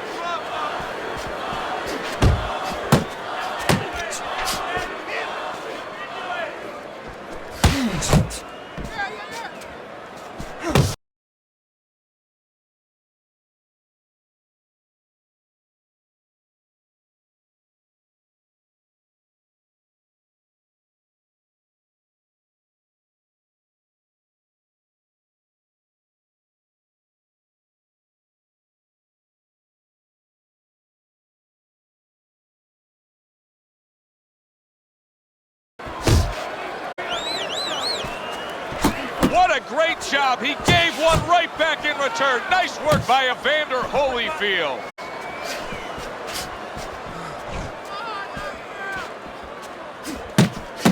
Evander Holyfield's in a cycle right now that's not paying off for him. He has been busy. Yes, he's committed to trying to be on the attack, but not enough of these punches are landing. Now, I would not call this guy in, from what I've seen, to paint my house. Because, I mean, this guy looks like he paints graffiti boards. I mean, he's just throwing stuff in there, like you said, and it's just, it's not making a picture you want to see. It's not accurate. It's not effective. Halfway into round number 5 here.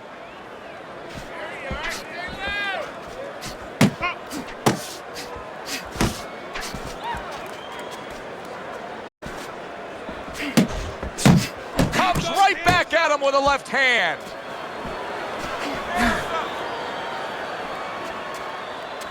Nice work. Nice work. Good combination to the body.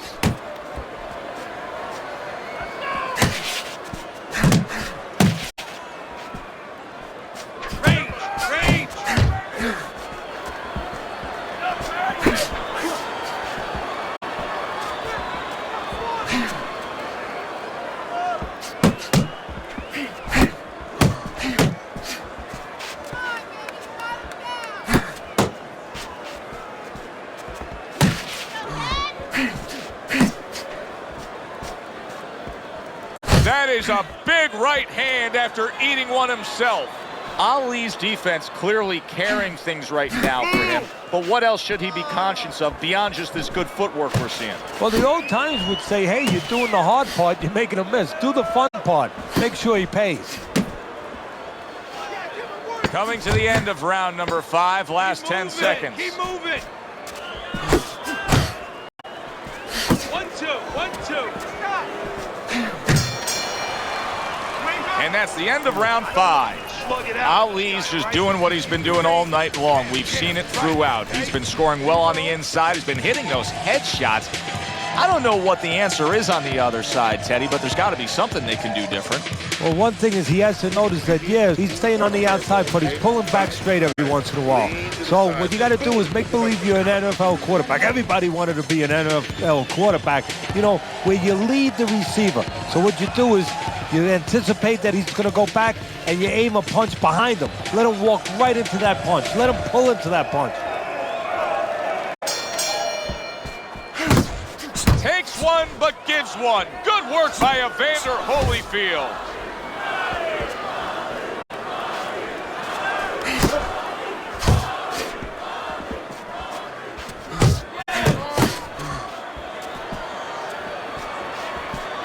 Nice. He took a shot, but he gives one of his own. A left hand scores. You're still not moving enough. Move, move!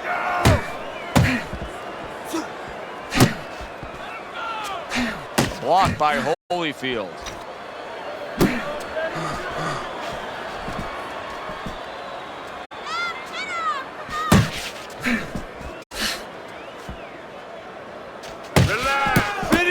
hook.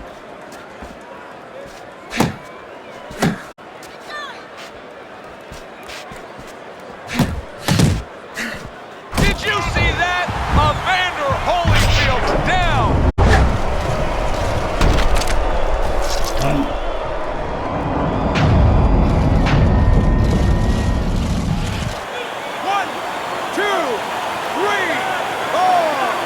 Down he goes, now up he gets. And if he wants to stay up, he's going to have to grab on, kill a little time.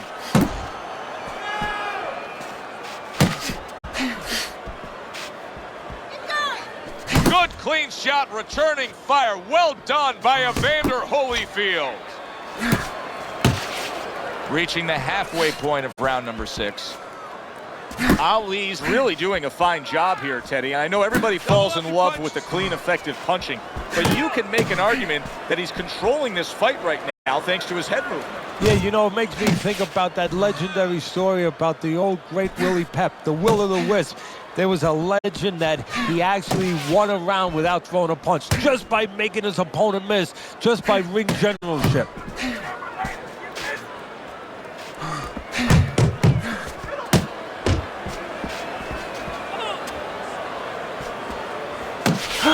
He is staggered and stumbling. Thought he had his target, but way off to the side with the uppercut.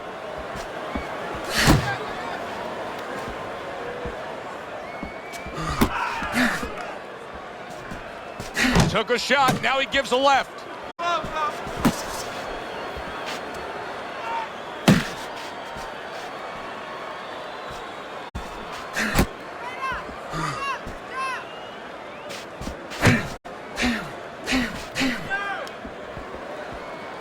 He got hit right there, but he also gave one. Solid effort by Evander Holyfield. Working our way towards the bell. Last 10 seconds of the 6th.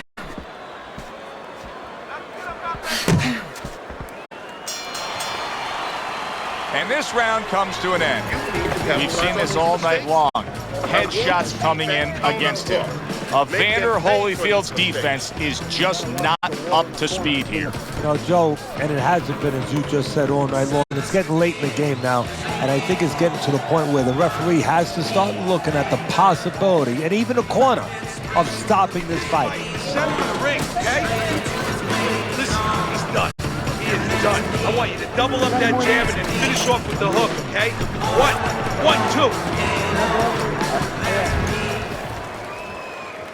As he starts this fresh round, coming off a round in which he was knocked down, we often look at his legs. But sometimes even more telling was the disposition and the way that he and his corner acted in between rounds. Yeah, exactly. That's a good point, Joe, because if the corner's not confident, they're not calm. If they show panic, then, of course, a fighter absorbs that. Tucks those elbows in, blocks the body shot.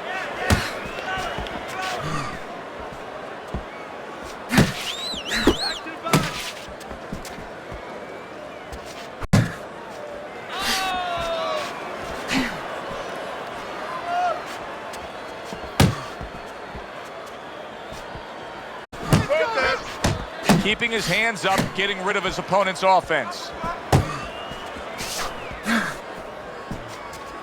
Look at Muhammad Ali and his ability to avoid punches here. He's got it every which way. He's slick, he's smooth, he blocks and parries. Good defense. Really good job by Ali. Nice block. Ali's defense has been just unbelievable tonight. I mean, Teddy, he takes such appreciation seeing a guy putting forth his craft like this. Yeah, you do, and that's why he's able to have such a long career.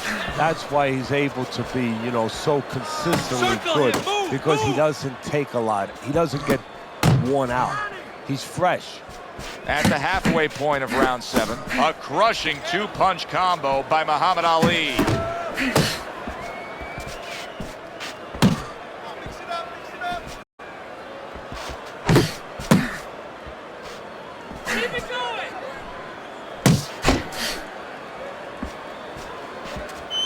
Holyfield's movement's really helping him out, avoiding that punch.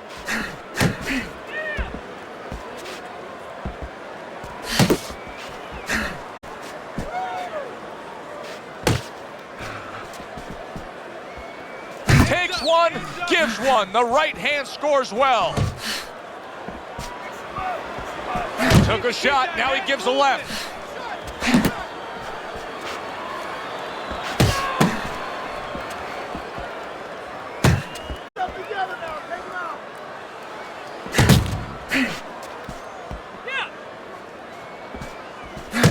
You got this one. Double jab right to the face.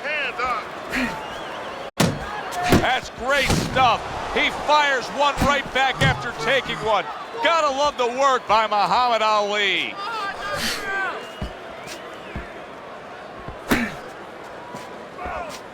Last 10 seconds.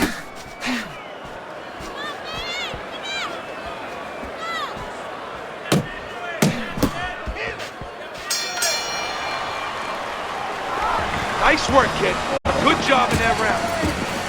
Nice work. He's hurt. He's hurt. I need you to jump.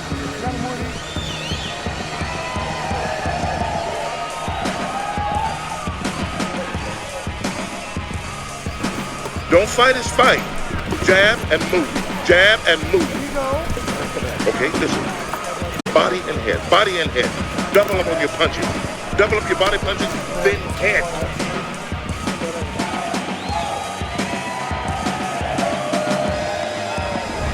This could be a lesson learned. Ali's going about this as if it's a sprint.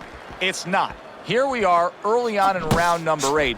He's up big, but how much does he have left? Yeah, he miscalculated, I think, a little bit. You made a good point making that analogy. You know, this is more of a marathon. This is not a sprint, at least a mile. And he's letting too much out early on. He's got to start worrying. I think his corner's a little concerned. What's he got left?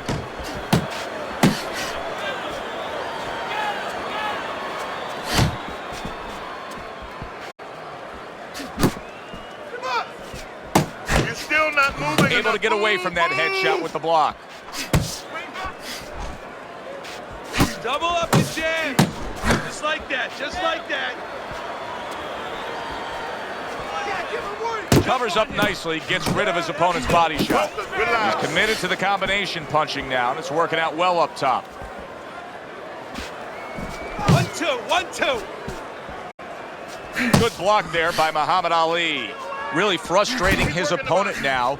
Ali's so defensively sound, it doesn't make for an easy target. No, it doesn't, and it makes for a very frustrating night for his opponent. I see his opponent now, if you notice, he's getting a little tentative. He's afraid to let the punches go because when he misses, he's worried he's going to leave an opening. 90 seconds to go, halfway through round 8. You're doing great. Keep doing what you're doing.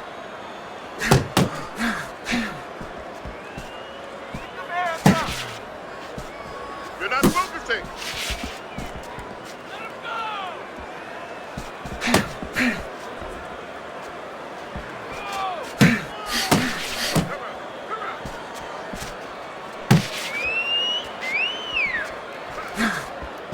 Nowhere close that punch by Muhammad Ali.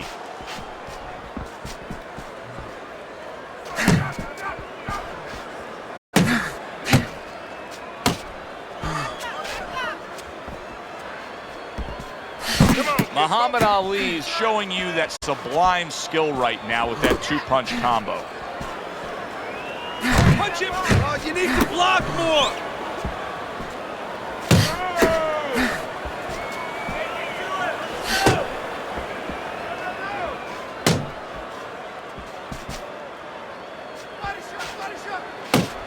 Go, go. All right, let's do it.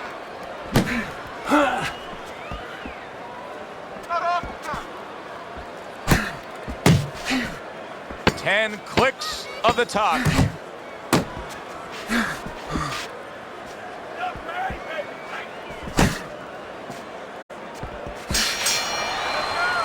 Muhammad Ali's dominating this fight every which way, just punishing his opponent, and his opponent has the face to show that result.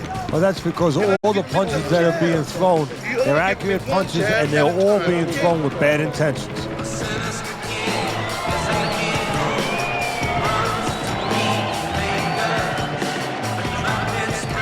Don't stand toe-to-toe with this guy. You're gotta keep your distance, right?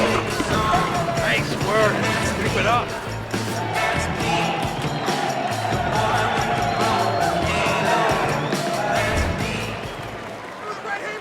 Back to action now. We're underway in what has been a completely one-sided fight. You get the sense this one may not go the distance. And the old 1-2 by Evander Holyfield. Come on, kid, focus. Blocks that punch.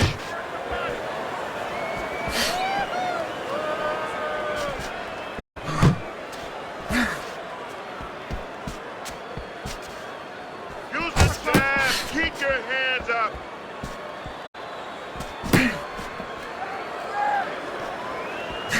Good flush 1-2 jab and a straight hand by Evander Holyfield. Keep your hands up.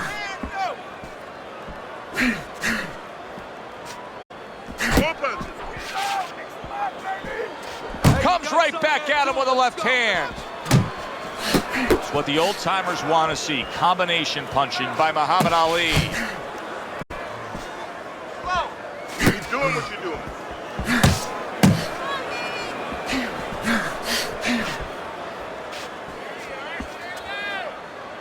That's it.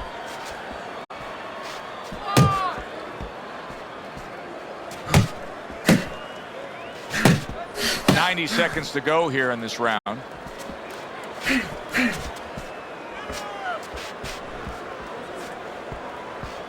working the body. 1-2. Holyfield with a block. Don't let him get to you, kid. Blocks that punch.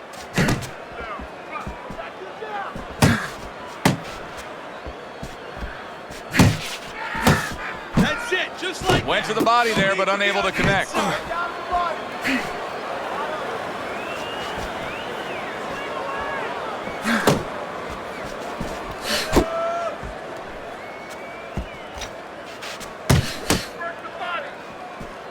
You got this one.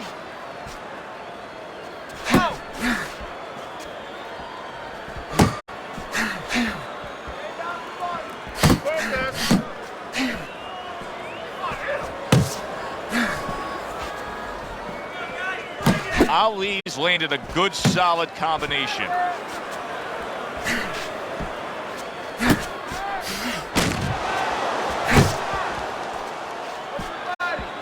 Nice, nice. Last 10 seconds of the 9th round.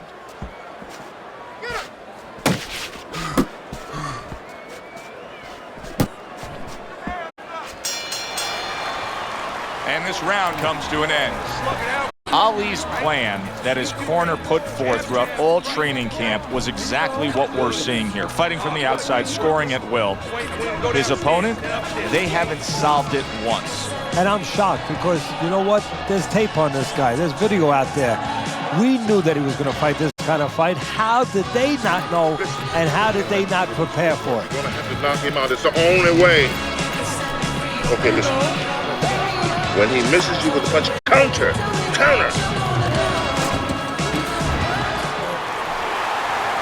They've come this far, now only one round to go. 10th round upon us.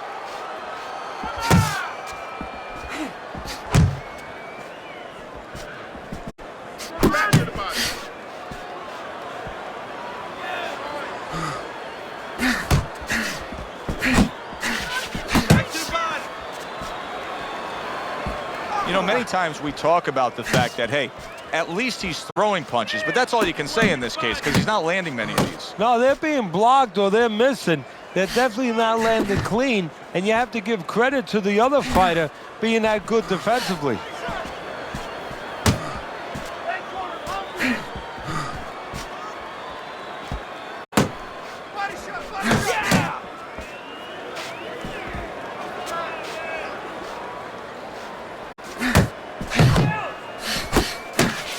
Oh, he just misses with that headshot.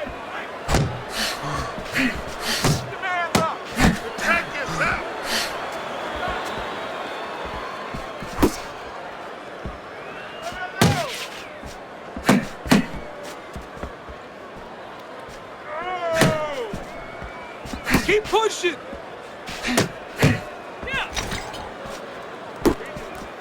Get after him. Oh, that's good stuff. Firing right back with one of his own. Good work by Evander Holyfield. Back to the body. Go, hit him.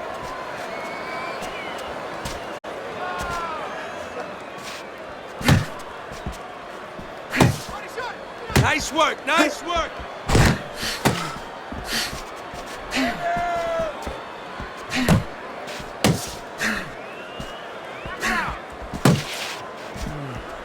Just a minute to go in this bout. Good.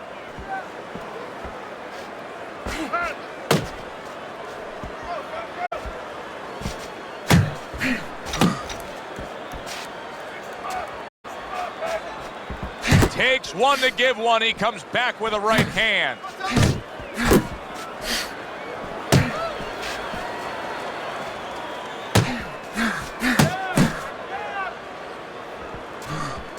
Not able to land the headshot. Range. It's all right. Just keep moving.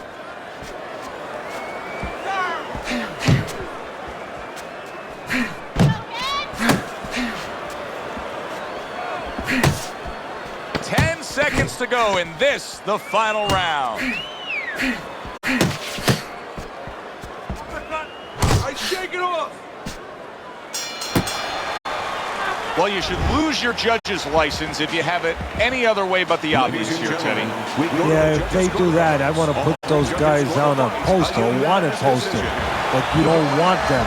Here's our ring announcer.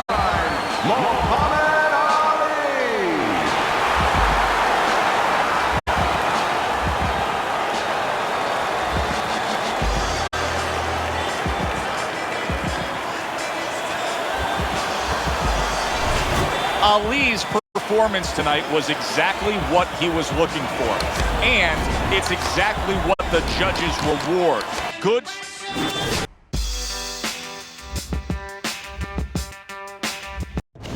Hi, everybody. So glad you're with us. Joe Tessitore alongside Teddy Atlas, and we welcome you to the MGM Grand here on the Vegas Strip in beautiful Las Vegas, Nevada, for tonight's main event.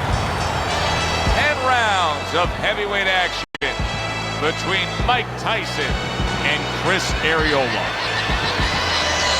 Mike Tyson making his way to the ring now, and you can see how focused he is on the task at hand.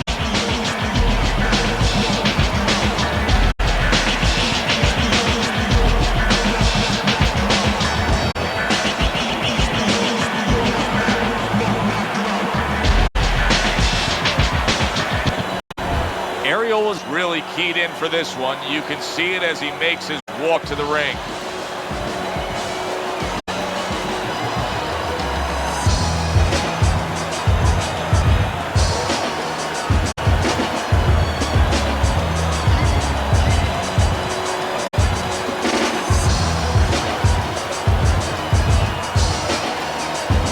Introducing first, in the blue corner, by way of Brooklyn, Iron Mike Tyson!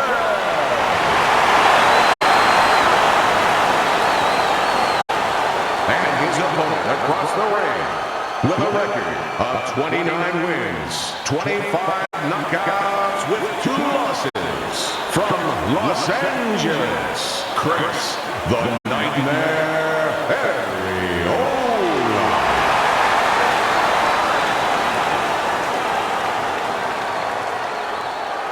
All right, fellas, let's have a good, clean fight. Touch them up and let's go.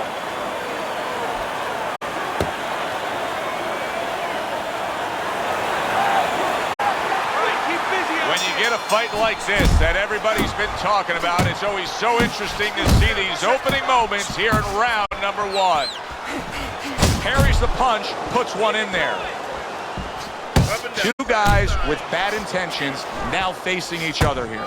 You know, the old timers would say it's harder to miss these guys than it is to hit them. Teddy, an obvious height discrepancy here. Got a real tall guy against a short guy. Right off the bat, advantage tall guy, but not necessarily, right? Not necessarily. Look, on the outside, if he's able to control those quarters, yeah, he has an advantage. But once the shorter man closes the gap a little bit and he gets in close, guess what? There's a lot of target in front of him. And he ties up on the inside. He's committing to the work downstairs. He puts forth the right hand. Ariola's left, landing well. So right from the start in this fight, he's committed to the body shots. Well, that's the time to go there right at the beginning, because body work pays off for you later in the fight. No sense in wasting time. Get right to it. Effective work with that flush overhand right.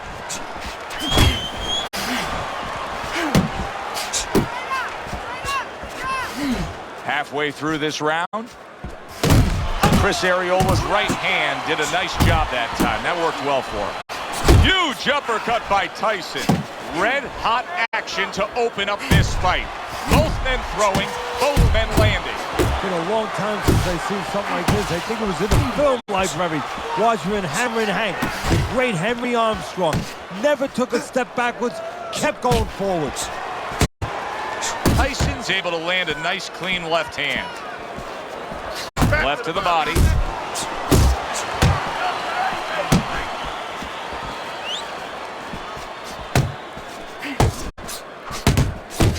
Tried to land that upstairs and was off the mark.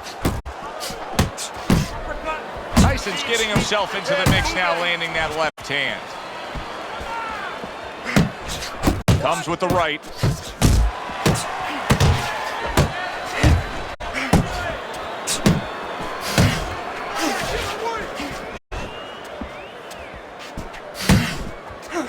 Step to the side and then lands the counter. Yeah, disappear on him and then all of a sudden appear on him.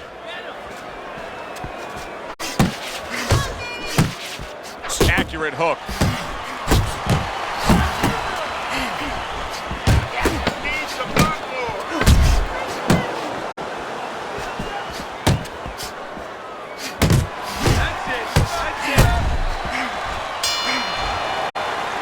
And we come to the end of round number one.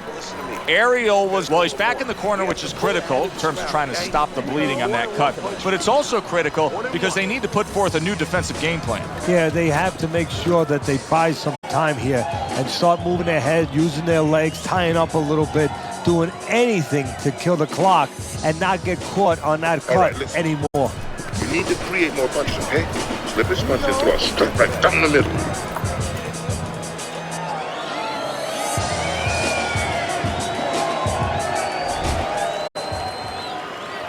Here we go. Round two is underway.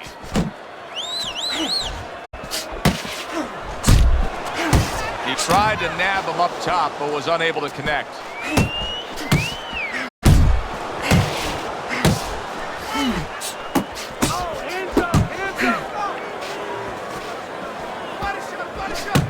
What an impact that left hand just made by Mike Tyson.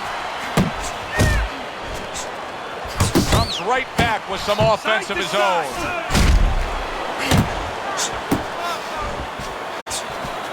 Ariola's giving his opponent headaches here now. He's throwing punches, but he's able to block them away.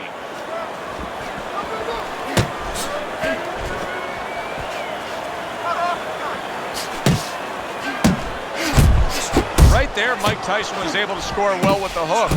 Chris Ariola's taking a lot of punishment. Maybe too much punishment for an experienced referee like the one we have in there today to just keep on watching. Yeah, you would expect him to be ready to do his job. Sometimes the job is to keep them fighting, you know, to make sure they break. Sometimes it's to stop the fight. I think it's that time now. Power in both hands for Mike Tyson. We've seen him do it every which way. But if you had to pinpoint one, Teddy, if you had to say, you know, that's the punch you don't want to be anywhere near with Mike Tyson, what is it? It's a time punch. Hey, I could say left hook, right hand. I don't care which one it is, but it's a time punch where he makes a quick move. We know about his hand speed, but he can make quick moves with his body, make you miss, and then bang, time you where you don't see it coming. When you don't see something coming, lights out.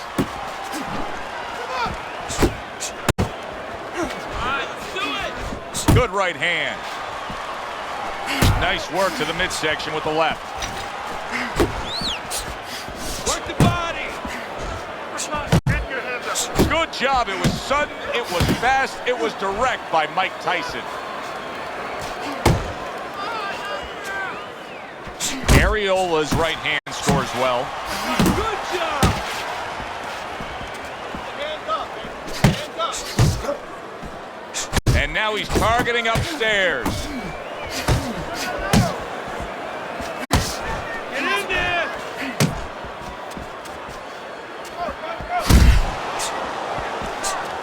Very nice work to the head. The right hand landed.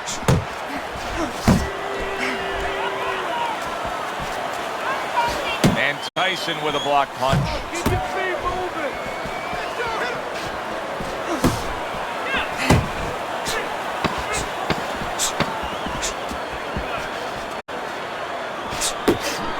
Iron Mike Tyson lands a big right hand. And that's the end of round 2. His eye is completely shut. He really is at risk of being a TKO loser here. I suppose if he can defend himself properly, the fight will go on.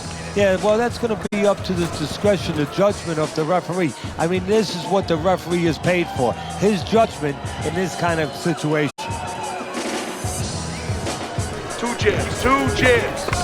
Every time you throw that jab, I want to see you land that overhand, all right? Don't go...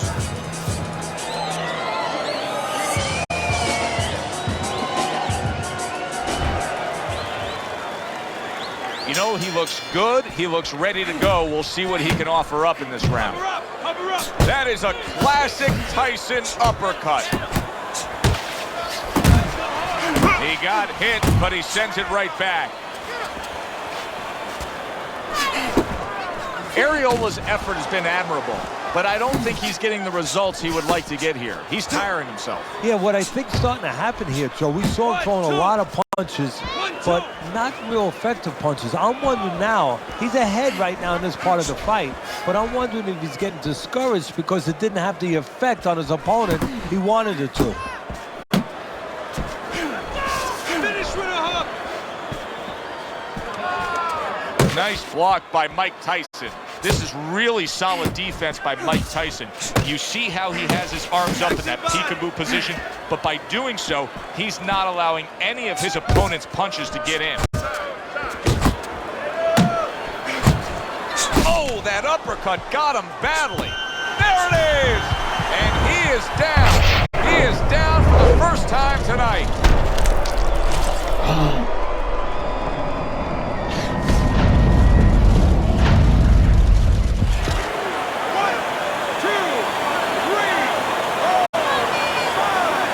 So Ariola able to rise to his feet after going down. Keep moving. Keep moving, keep moving. And now they're trading blows. Reaching the halfway mark of this round.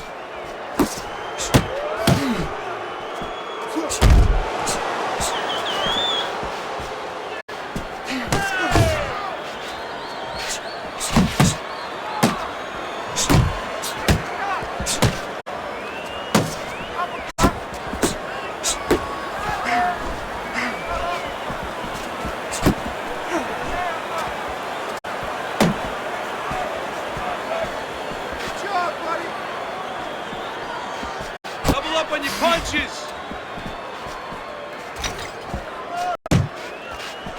Tyson's got a way of just getting away from that punch. Hey, you gotta see that coming. Now let's go. Good step back counter punch there.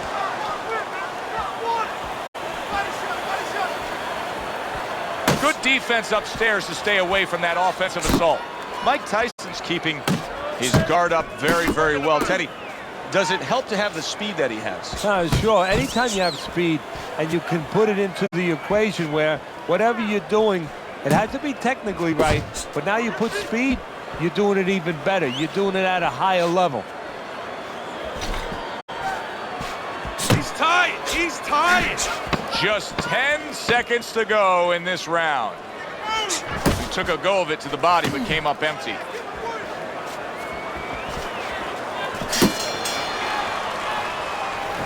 That's it, that's it. Okay, relax. Just like that, all right? Another round, just like that. He doesn't like those body shots. Believe me, he doesn't like that, kid. Keep working the body. Take something.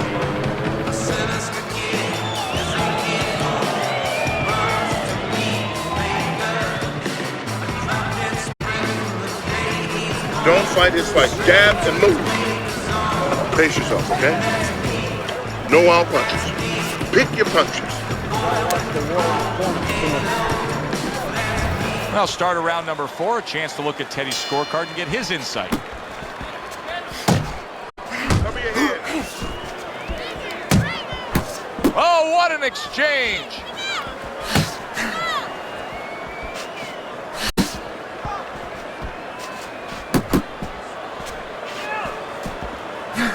Well, his opponent is opening up and coming forward, so I would think there's some opportunities that exist. Yeah, I think some counter-punching opportunities. Opportunities not on the front end, but on the back end. Move your head.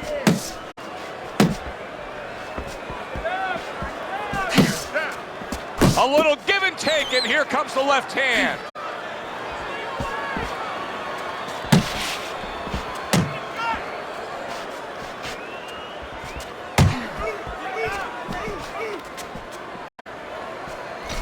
Keep working it. Hey, keep your hands up.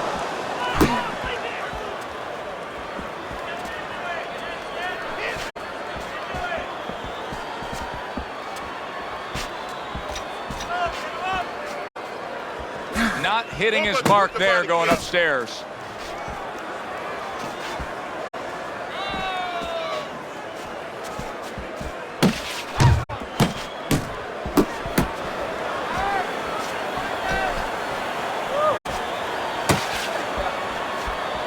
He just missed that shot up top.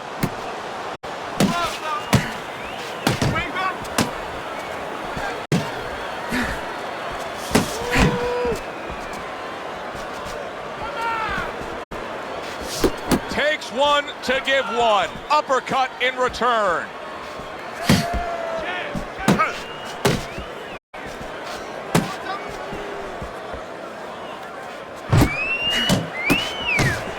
Ariola's not doing so hot right now, Teddy. What kind of change would you make to him to get him straightened out? Well, I would try, you know, to be honest with you, Joe, that change would have had to be made in the gym. It's going to be tough right now. First of all, he's got to stop telegraphing all his punches. But that's something that takes time to work on that, develop that. And that's what fighters do. Pulls the trigger right away after taking one.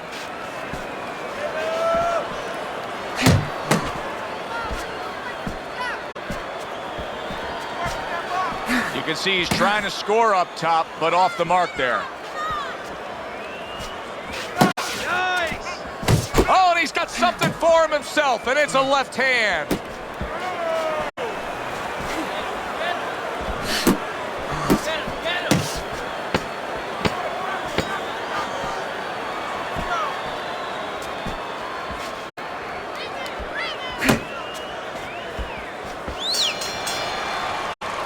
This round comes to an end, and you can just see that he doesn't have much to him. Not much energy there. I mean, how does a trainer fix that? Well, first of all, you said a key word there. You said you can just see. Well, his opponent can see it, so he's not going to slow down. His opponent now is going to come out even faster. So if you're the trainer, the first thing you say is, hey, take a deep breath, get yourself together. Don't let this guy know you're tired. You're not tired. Don't get crazy in there. Talk smart for me.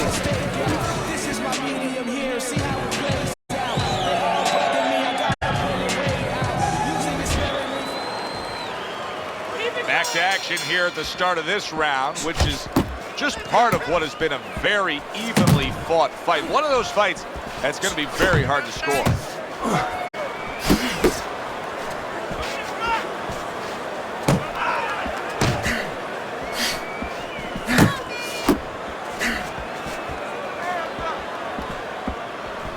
A nice block by Mike Tyson.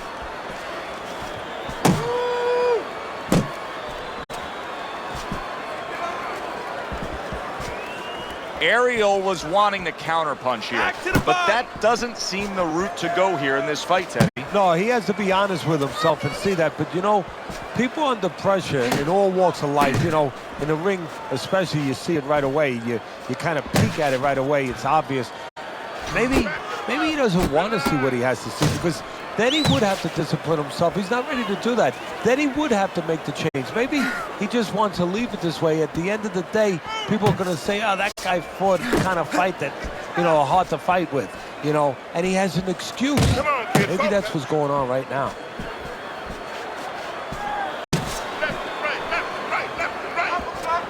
Beat him in a punch.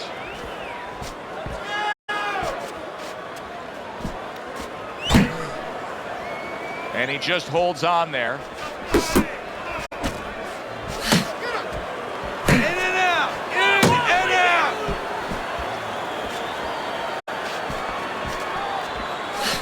Off to the side, a little swing and a miss going upstairs.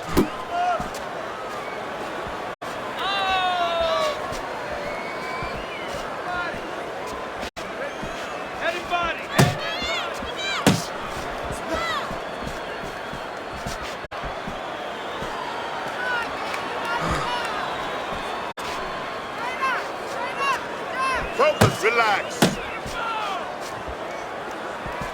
Ariel was not showing that he's got a great IQ when it comes to ring generalship here. He's just stationary, not much movement at all. No, not at all. And it's feeding right into his opponent. He knows where to find them and where to find them at all times. He needs to get on those legs a little bit and start changing a little bit of his placement here where he is. He's always in the same place.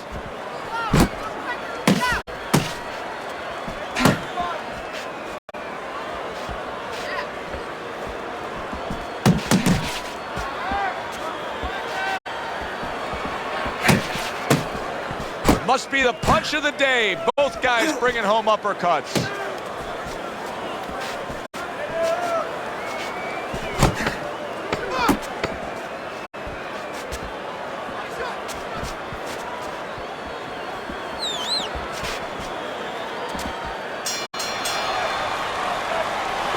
Relax.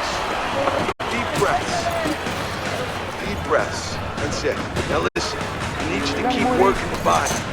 When his hands drop, uppercut and hook. Okay? Hook to the body.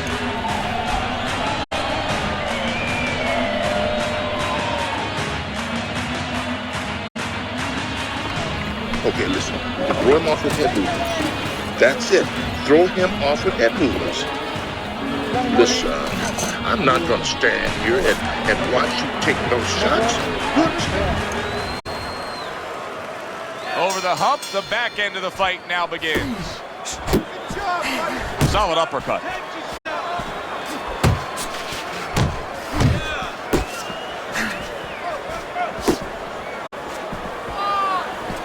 Ariola's punch didn't come close.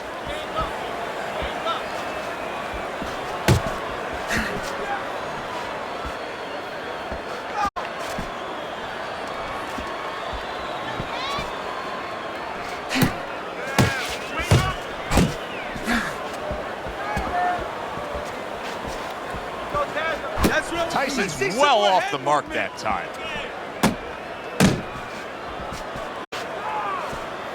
Targeting each other, the exchange was something special.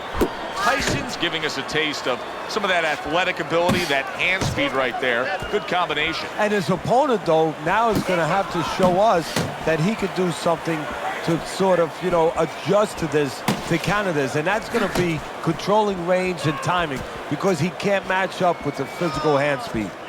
Keep working the body.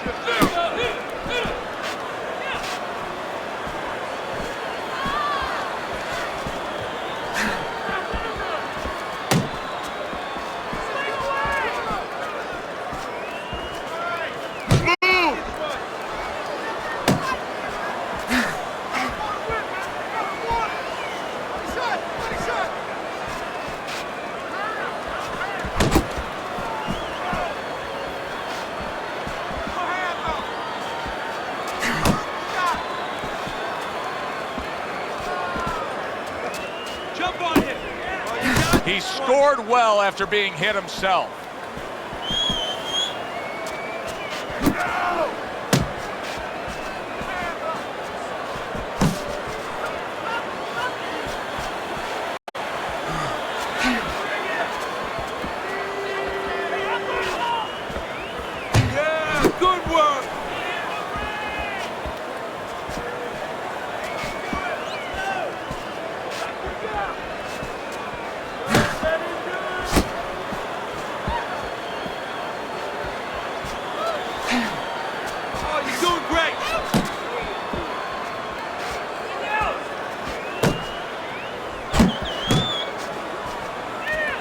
Arreola is putting forth a game plan of being a volume puncher. But, Teddy, he's not landing a lot of these punches. And what kind of effect can that have on this fight? Well, he can get frustrated a little bit, and, hey, he might not win the fight. It can have that kind of effect. Is that effective enough?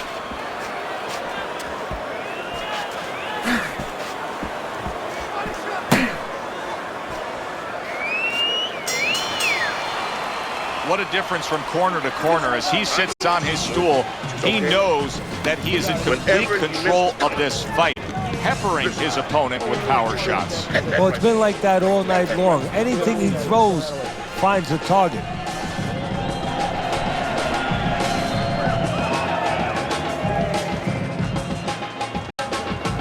Okay, nice work, nice work. I don't want to see one punch now, right? You're throwing the uppercut, but I need to see another.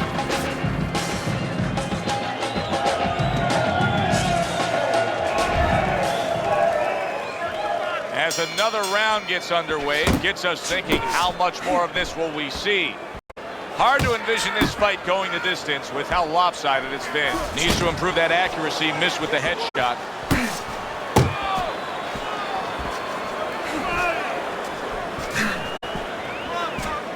That's it, just like that.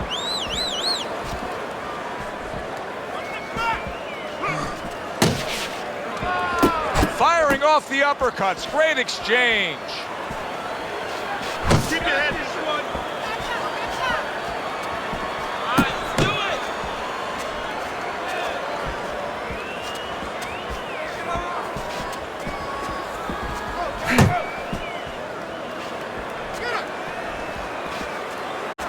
it. Gets rid of that body shot.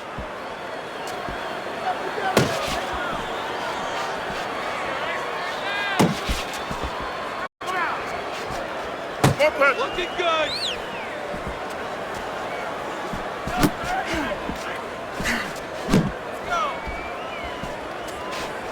A good block by Mike Tyson. Tyson's defense is playing a prominent role in this fight, Teddy. Yes, it is, and specifically what it is he has good fundamentals. He keeps those hands up real good. You know, they're attached. They're up around his chin. His elbows in. You know, he has a real shell there that's not easy to penetrate. 1, 2. 1, 2.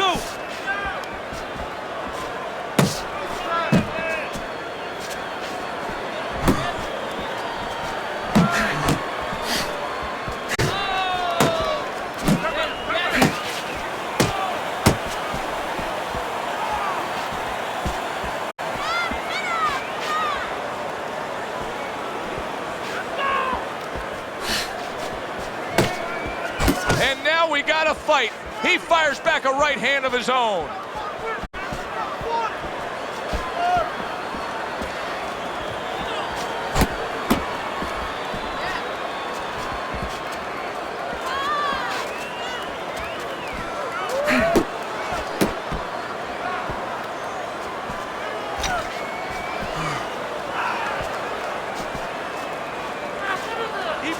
Keep moving. Back to the body.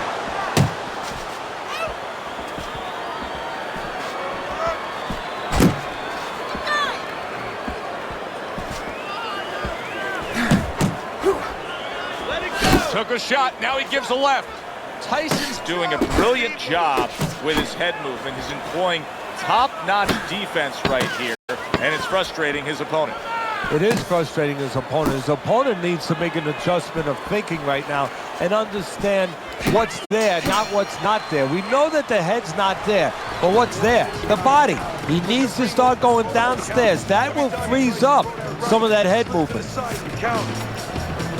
over. It's tight. He's got nothing left, okay?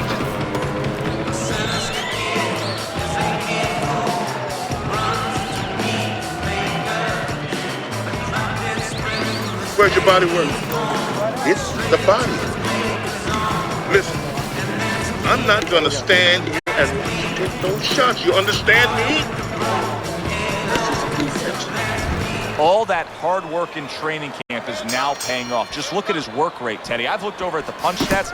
They're phenomenal. He's up big on your scorecard through 7. Well, right now he's not hating his trainer like he was a few weeks ago. You know, a few weeks ago when we talked to him before the fight, you know, he was saying about how he was being made to run on the beach, made to run those hills. Well, right now he's kind of happy he did that work.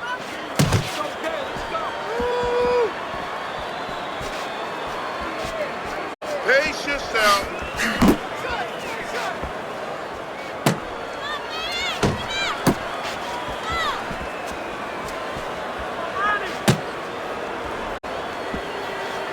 Blocks away that headshot.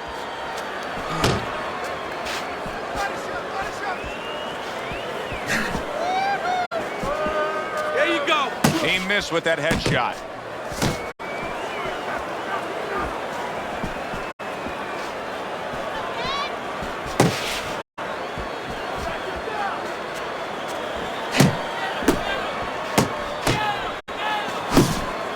Chris Arriola's gas tank may be heading towards empty here. Yeah, and I don't see any gas station in the near. And a power shot lands, and all of a sudden it turns the tables. A little slow with that jab, and he got caught the right hand.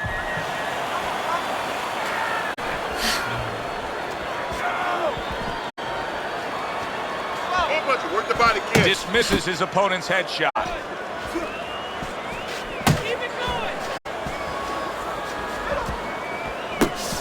Ariel was now feeling the effects, Teddy, of having his opponent punch right through that guard. Well, he should feel the effects. I mean, look, Joe, it's kind of like standing out in a rainstorm with an umbrella, and all of a sudden the wind's coming, and the rain's coming from the side, and you're standing there under the umbrella and say, why am I getting wet? Well, you're standing there covering up. The punches are coming from the side. They're coming from all angles. You're going to get wet. You're not always protected. Good exchange. He fires back.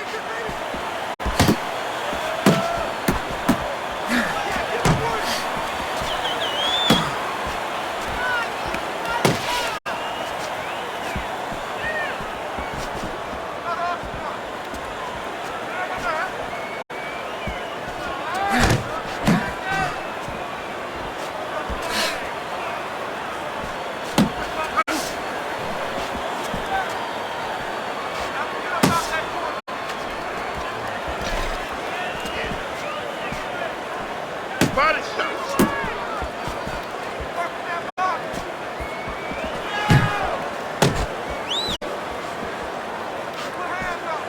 Tyson's proving to be elusive. Back and forth exchange. Tyson's trainer, you can see working with him right now in between rounds, said, hey, you've never seen anything like the way he works a double end bag. It's proven true. Yeah, it has. You know, part of why he's so accurate is his calm, but part of it is he works on it like you just said. He gets on that crazy bag, that double end bag, and he makes sure that those punches are right on the mark. Relax. Are you all right? I need you to keep your hands up. Keep your hands up. Don't worry now, all right? I need you to focus.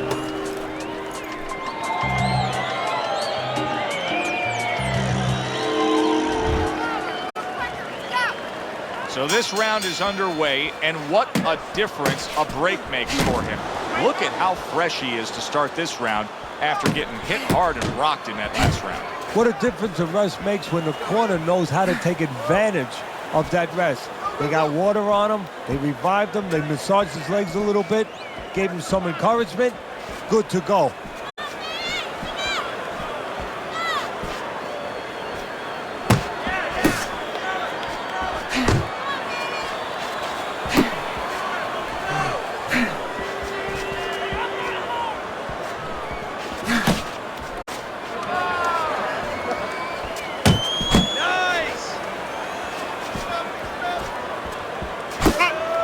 See, the defense pays off as he gets rid of that downstairs.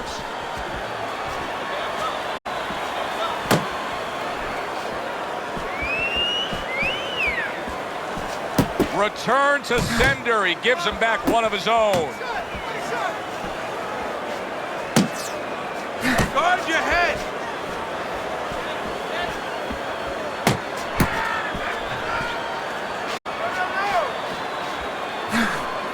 Back to the body. How about a return to sender with the left hand?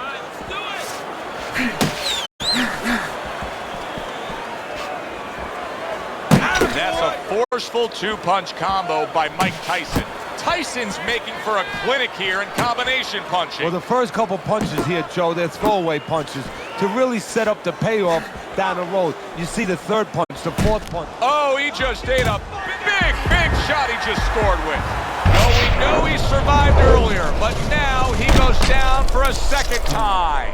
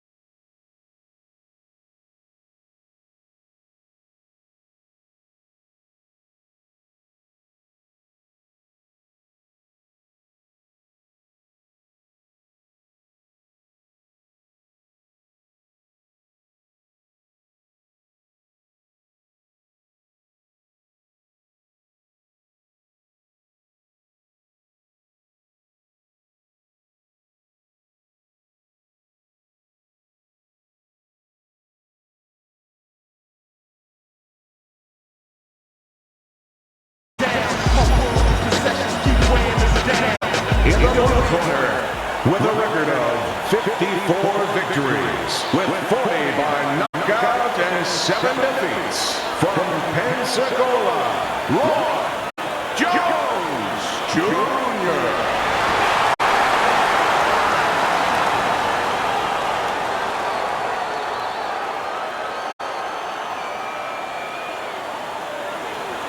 His adversary, professional record, 29 victories, with 17 knockouts and 1 defeat, Bad Chad Dawson.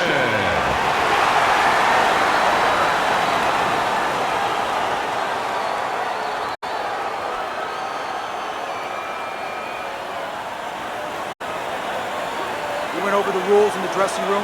Let's have a good, clean fight. Touch the hook. Everybody's been waiting for these two to meet up. Now they do, as round one is underway. Oh, he just misses with that headshot.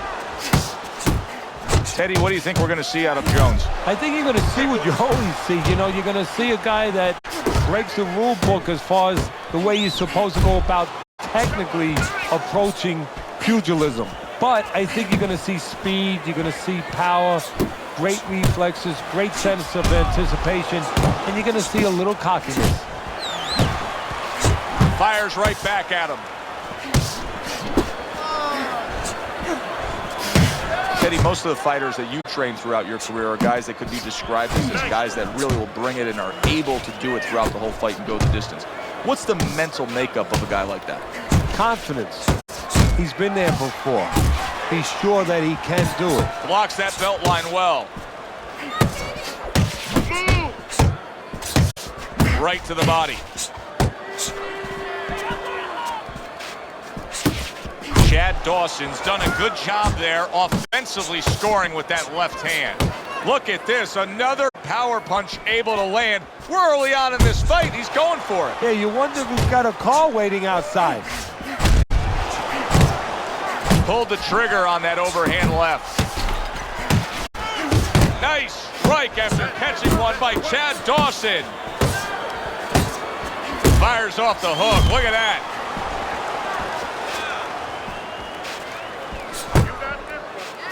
Scored well with that straight left.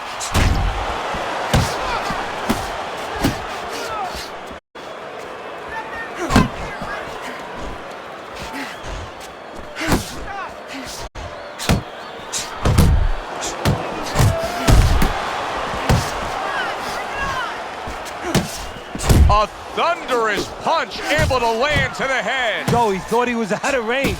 He wasn't. So many times you hear of an early round where they're just feeling each other out. No way. Not these guys. Straight to action. Well, if they can keep this up, they're both going to have headaches, but we're going to have a special one on our hands. Right hand over the top, very accurate with it. And yet another big shot comes in. And down he goes after that left hand.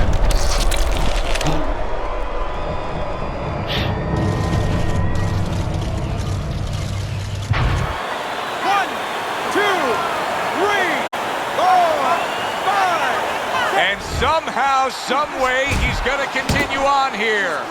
And if he's going to stay in this fight, now he's got to avoid his opponent like the Black Plague. We count down the final moments of this round. A target on his head, and he places the hook right on it.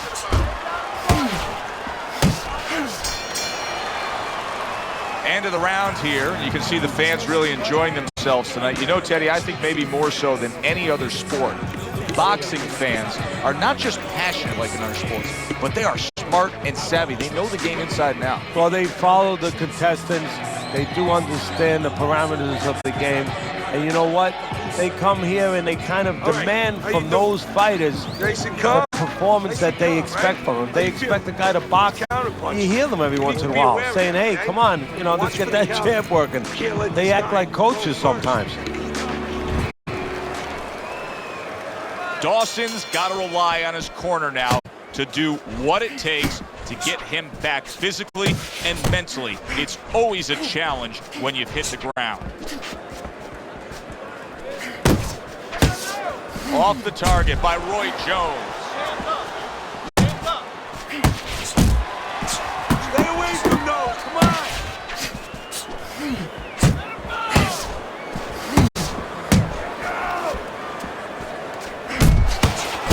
Able to cover up that gut. Jones is sitting back right now, Teddy, and looking for that counterpunch opportunity, isn't he? Yeah, that's exactly what he's doing. He's waiting, you know, he sees that his opponent is in his armory, so to speak. You know, he's in his castle. He's getting him to come out of his castle. He wants him to come out of his castle, so now he can attack. Good solid 1-2 by Roy Jones. Off target with that hook. See him trying to cut down that tree with a well-placed right hand.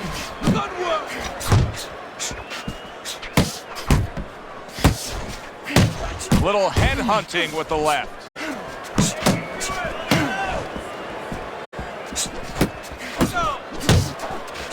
He didn't see that left hand, and it got to him badly.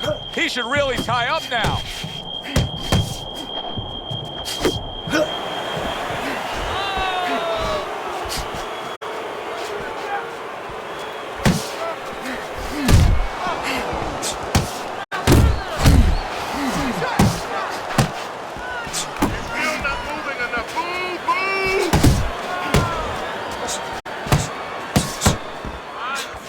Listen, everybody likes to see a great knockout shot to the chin, but truth be told, at this stage of a fight, the foundation for winning comes by going downstairs. It's just like the old timers would say, Joe, you kill the body, the head will follow. Good block by Roy.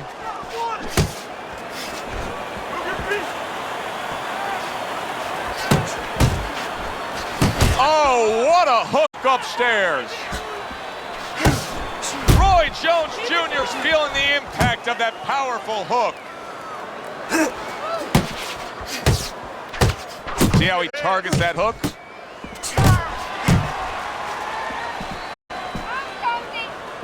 How about that left hand? Great movement to get away from those punches. Move your head.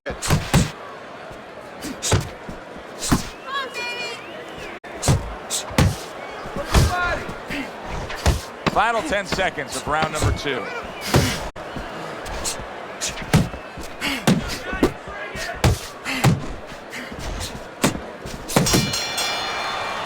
Dawson's pure aggression got to his opponent in that last round. He looks fresh, his opponent doesn't. Nice one.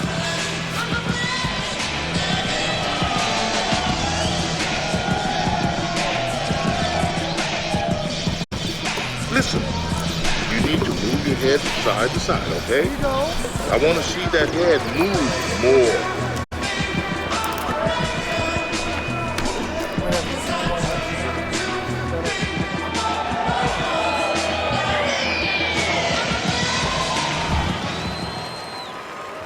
Well, he got caught by a lucky punch in that last round. It did do some damage, but now you can tell he's right back where he wants to be, fresh and ready as we start this round. I don't take lightly when a guy gets dropped, but you know what? I think he was more embarrassed than he was hurt. What a bulldozing uppercut by Chad Dawson. Here's one for you now, he says, right back with the left hand.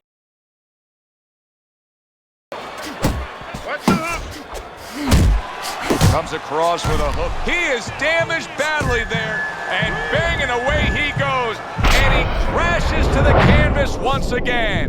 He's gotten up before. What about this time?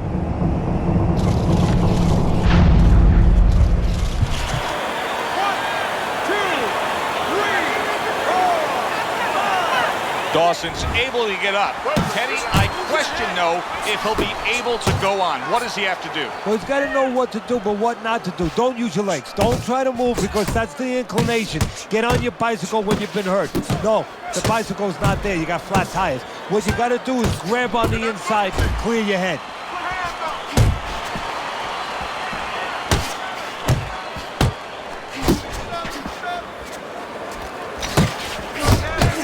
Move out of there. Get up.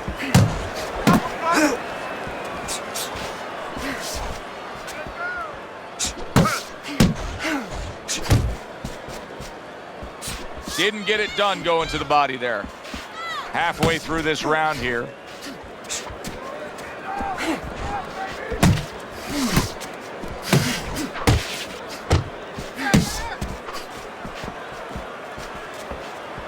Wow, is he defensively sound. Stylistically, what kind of light heavyweight could go in there and have a lot of success against Chad Dawson? I think you have to be technically good because, you know, he crosses his T's and he dots his I's pretty well. And you have to have physical ability. You have to be able to match his speed a little bit, and you have to be able to, I think, to attack his body a little bit. You know, he's a guy who's a wiry guy and maybe impose some physicality on us. Jones is coming up with the answers, avoiding that punch.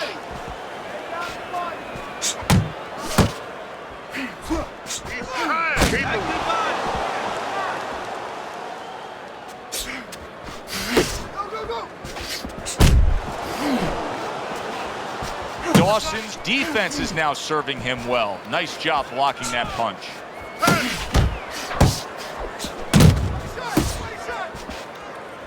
Blocks that punch.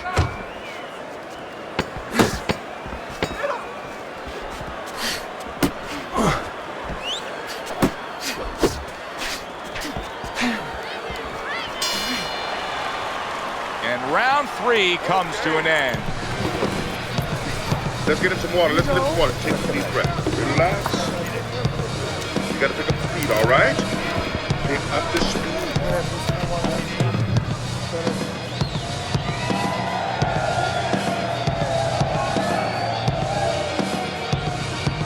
Calm down now. Just calm down. Just breathe.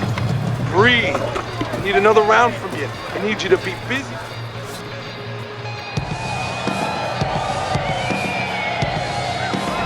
Well, with 3 rounds complete here, it's worth a look at Teddy's scorecard to see where he sees it. You see him holding on.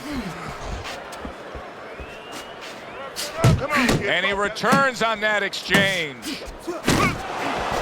Do you see any way in which he can take his opponent's aggression and turn it against him? Yeah, the perfect way. I mean, boxing 101, counterpunching. You got a guy coming at you, no better way than to change his mind. Make him miss, make him pay.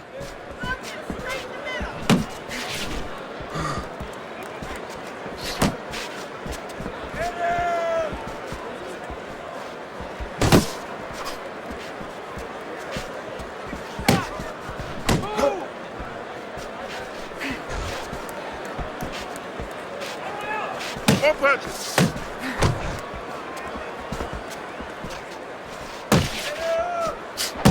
You're doing great.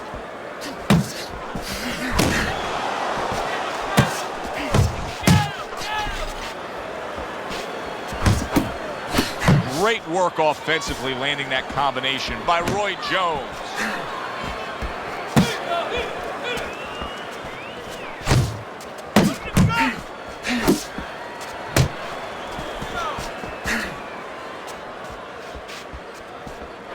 Halfway through round number 4.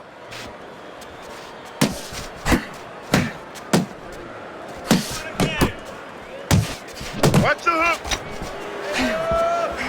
What a trap he just set, and he lands a nice counterpunch. Yeah, that's the old Casper the Ghost trick there. You know, you're there one time, you give him a little shade, you know, a little shadow, and then he throws at you, you pull back, bang, come right back with your own. Jones is fighting this fight as if somebody glued the bottom of his shoes to the canvas. Somebody should check that right now. If I was in the corner, I'd call the referee over and say, hey, can you check that for me? Hey, some defense.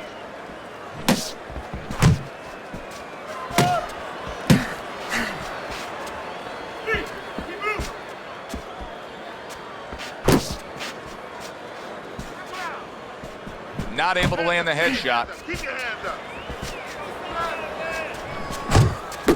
Good return fire that time.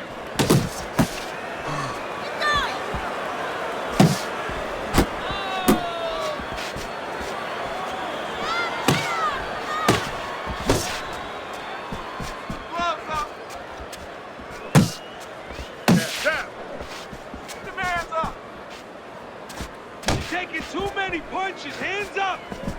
10 seconds to go in the 4th. Keep working the body.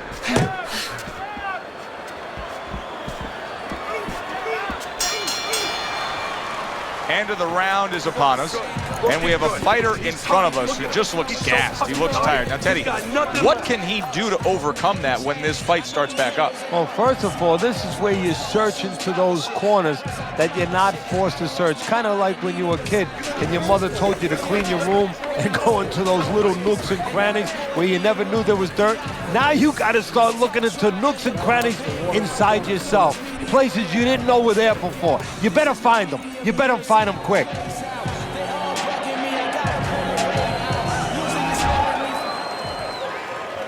Good action here tonight. Both guys bringing their best, and both guys meeting each other stride for stride, punch for punch. Tough fight to score here as we're back underway. Oh! He was just bulldozed right there. One punch knockout power ends this fight.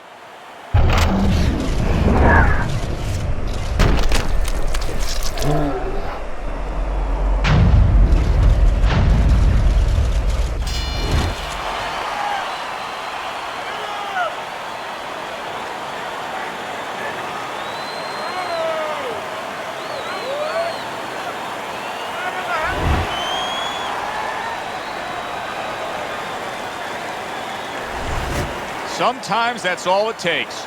Just one.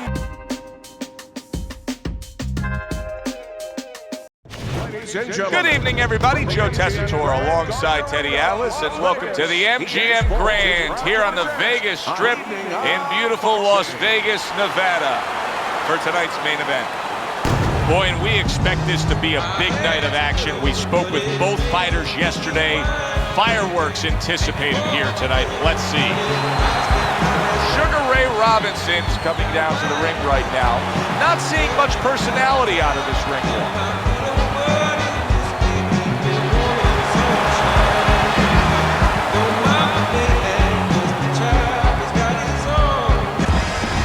Hopkins' ring walk, not exactly full of fanfare or intensity.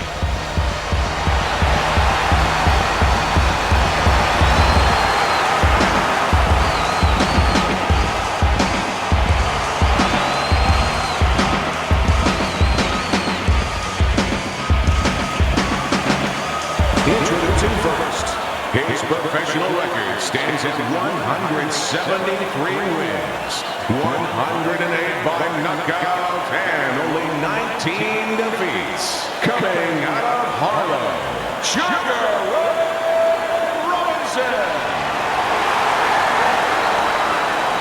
And his opponent across the ring, with a record of 51 victories, 32 by way of knockout, and 5 losses. Hailing out of Philadelphia, the Executioner, Hopkins.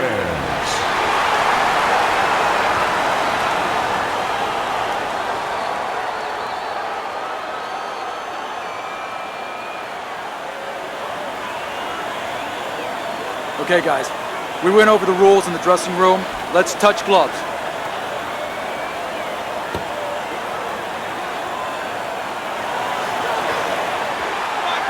Well, they've been waiting for this moment, and now they get it. Round one underway.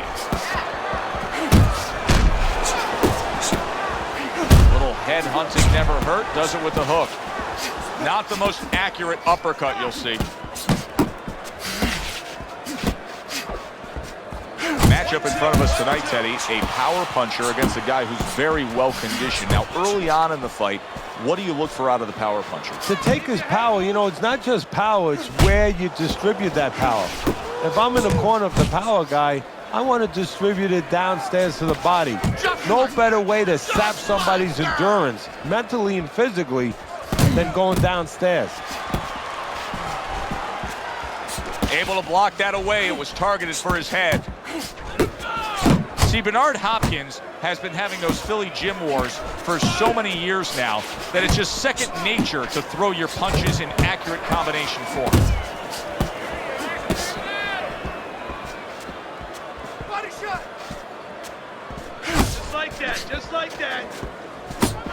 Good job by Sugar Ray Robinson landing that big right. Teddy, I don't think he's got visions of sticking around too long. He's landed power punches early. Yeah, he wants to make it a quick night's work. Good step back counter punch there. Beautiful. Both men digging in with uppercuts. Hopkins is the target of a hook. Halfway through round number one. In and out, in and out.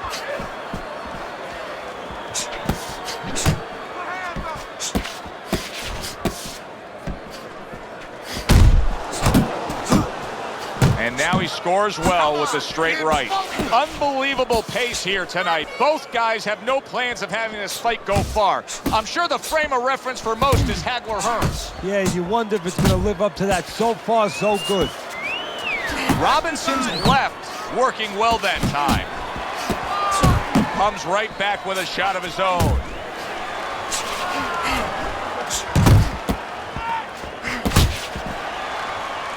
Not much action as he just ties up. I know there's always room for improvement with every fighter, but is that the case with Sugar Ray Robinson? What would you improve on with him?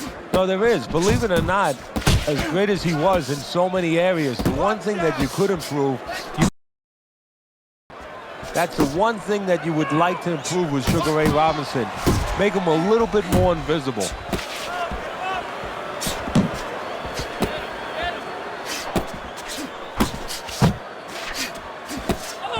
A little little head hunting with the right. Last 10 seconds of this first round.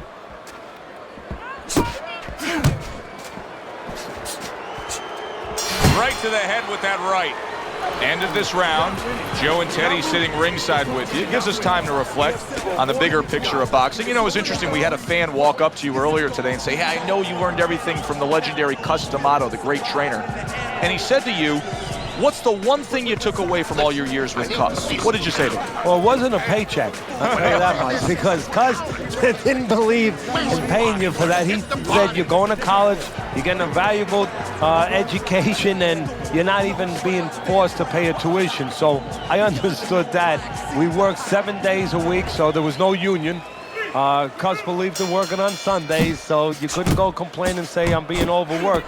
But I think seriously that the most important thing that I learned, of course, that from a technical standpoint, you have to be really secure in those areas. No matter how much talent a fighter has, you have to teach them right, teach them the fundamentals, but mentally. You have to understand that a fighter's really always under fear.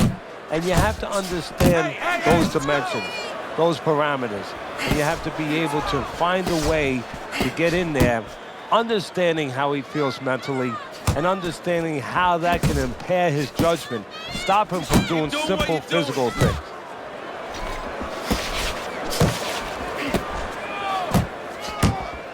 How about that exchange?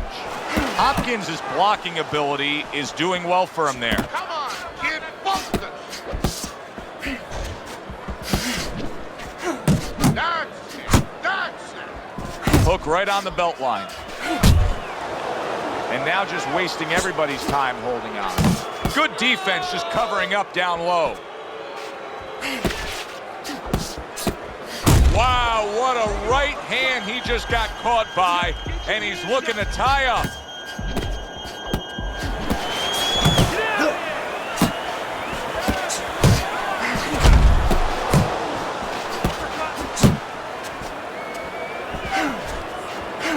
And coming upon the halfway mark of this 3-minute round.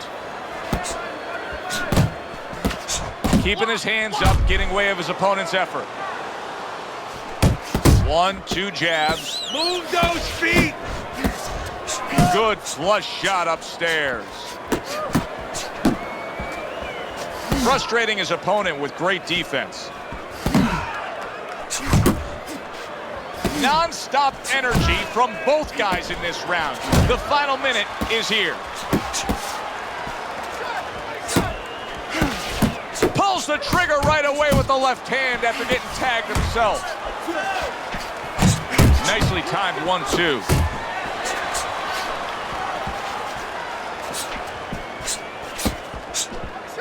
Keep moving, keep moving. Go, go! Ray Robinson blocks that punch.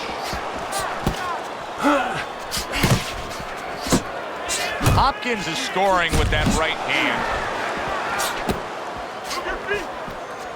And you see what he can do when he sends that right to the head. Bernard Hopkins is impressing the judges and himself with that right hand. Just 10 seconds to go here in the second round. Oh, and he returns fire with a left hand. Come on, kid, focus. Blocks it away. Hey, we know Ray Robinson's got all the skills and all the tools, but he needs to apply a different skill set now. One that lets him survive this round and hopefully get back into this fight.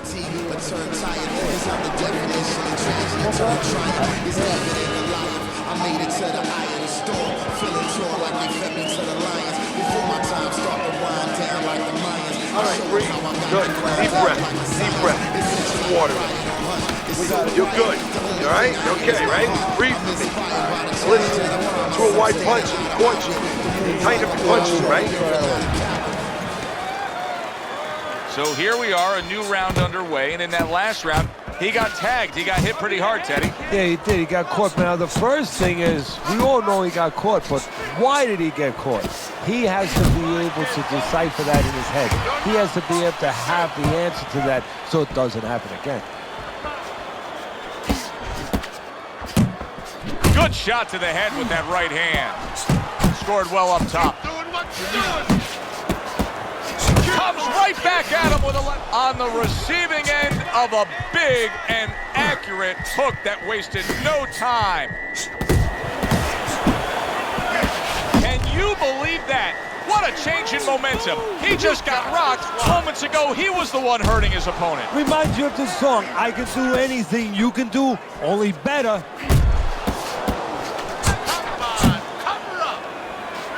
A good block. I like that step back right there. Just enough to be out of danger, but still close enough to then lay in the counterpunch. Well, that's what happens when you have that kind of experience. You're calm enough to know that range. Know where the beginning of the punch and the end of the punch is. Ray Robinson with 108 knockouts. You're lucky if a lot of fighters have had 108 fights, even back in his day. Look, he was a great puncher with either hand, had great speed. He could put punches together in combinations. He could use his legs or he could fight with you. And one thing that sometimes gets forgotten about is he had one of the great chins in the history of the sport. That guy had an iron beard.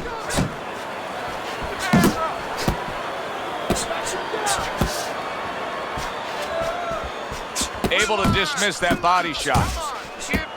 He takes a shot and then commits to giving one right back.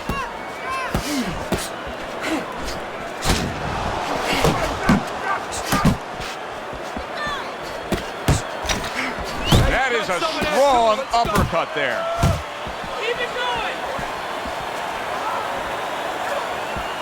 Robinson's able to land a good, solid left hand. Good way to protect the midsection.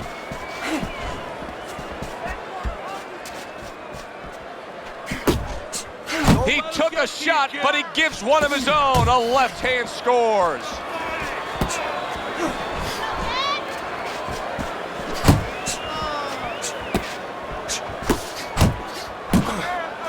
Sugar Ray Robinson's knowledge of the game is showing through.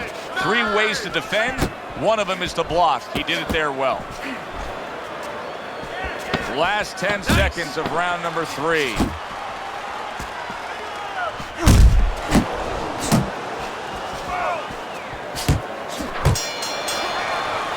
How you doing? Keep your hands up. Don't worry now, right? I just need you to focus. Keep your hands up. Keep working the jab, okay? Double up the jab and just keep moving. You okay? Good. I need you to use your feet, all right? Move around.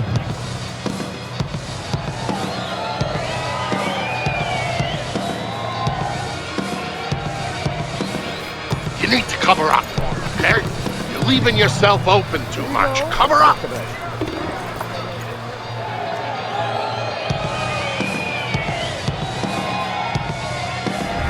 3 rounds in the books here, a chance to look at Teddy's scorecard. Robinson's got to find that one thing that will separate him from his opponent so far, because it's an even fight. And I think that one thing is the jab, because on the outside, just a little bit too often, they're both playing the game a little bit like, you leave me alone, I'll leave you alone. If somebody just decides to use the jab in those dead spots, they're going to separate themselves. Teddy, what would you recommend based on what we're seeing here tonight? Well, 2 aspirin and then go, oh no, actually I would say a little counter-punching would be just what the doctor ordered. That's a better prescription for him. Come on. The combo lands upstairs.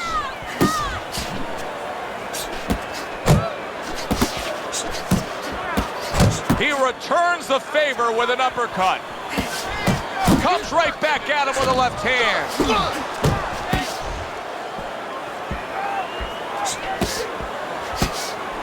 Hits him in the mug with the right. Robinson's putting forth a great combination there.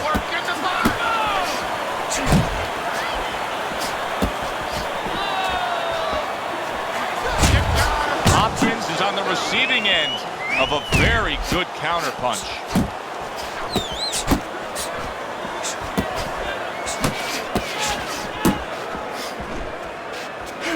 90 seconds to go in round number 4. Get out of the way from those punches. Move your head.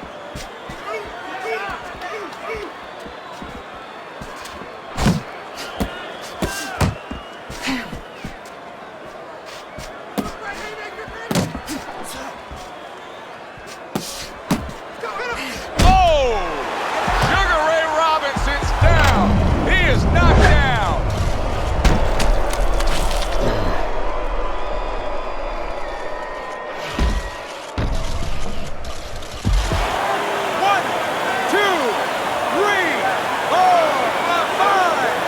Sugar Ray Robinson, with all that experience, you know he's not going away so fast. He beats the count. Get your hands up.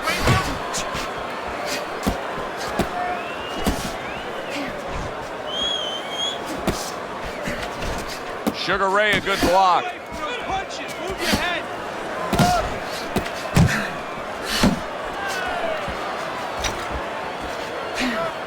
Bernard Hopkins' right hand scores well that time.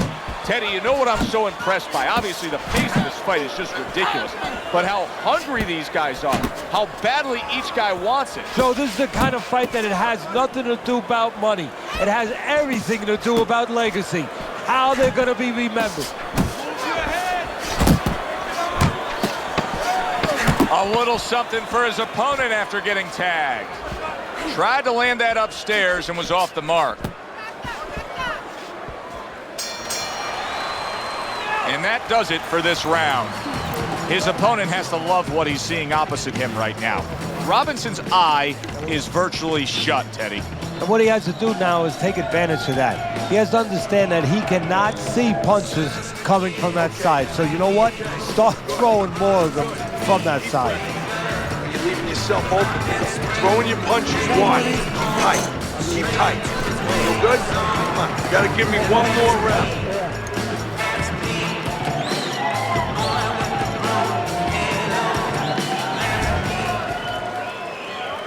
New round underway here. He's hoping that it doesn't look like the last stanza where he was knocked down. Big shot there.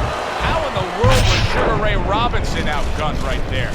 End result is a knockdown.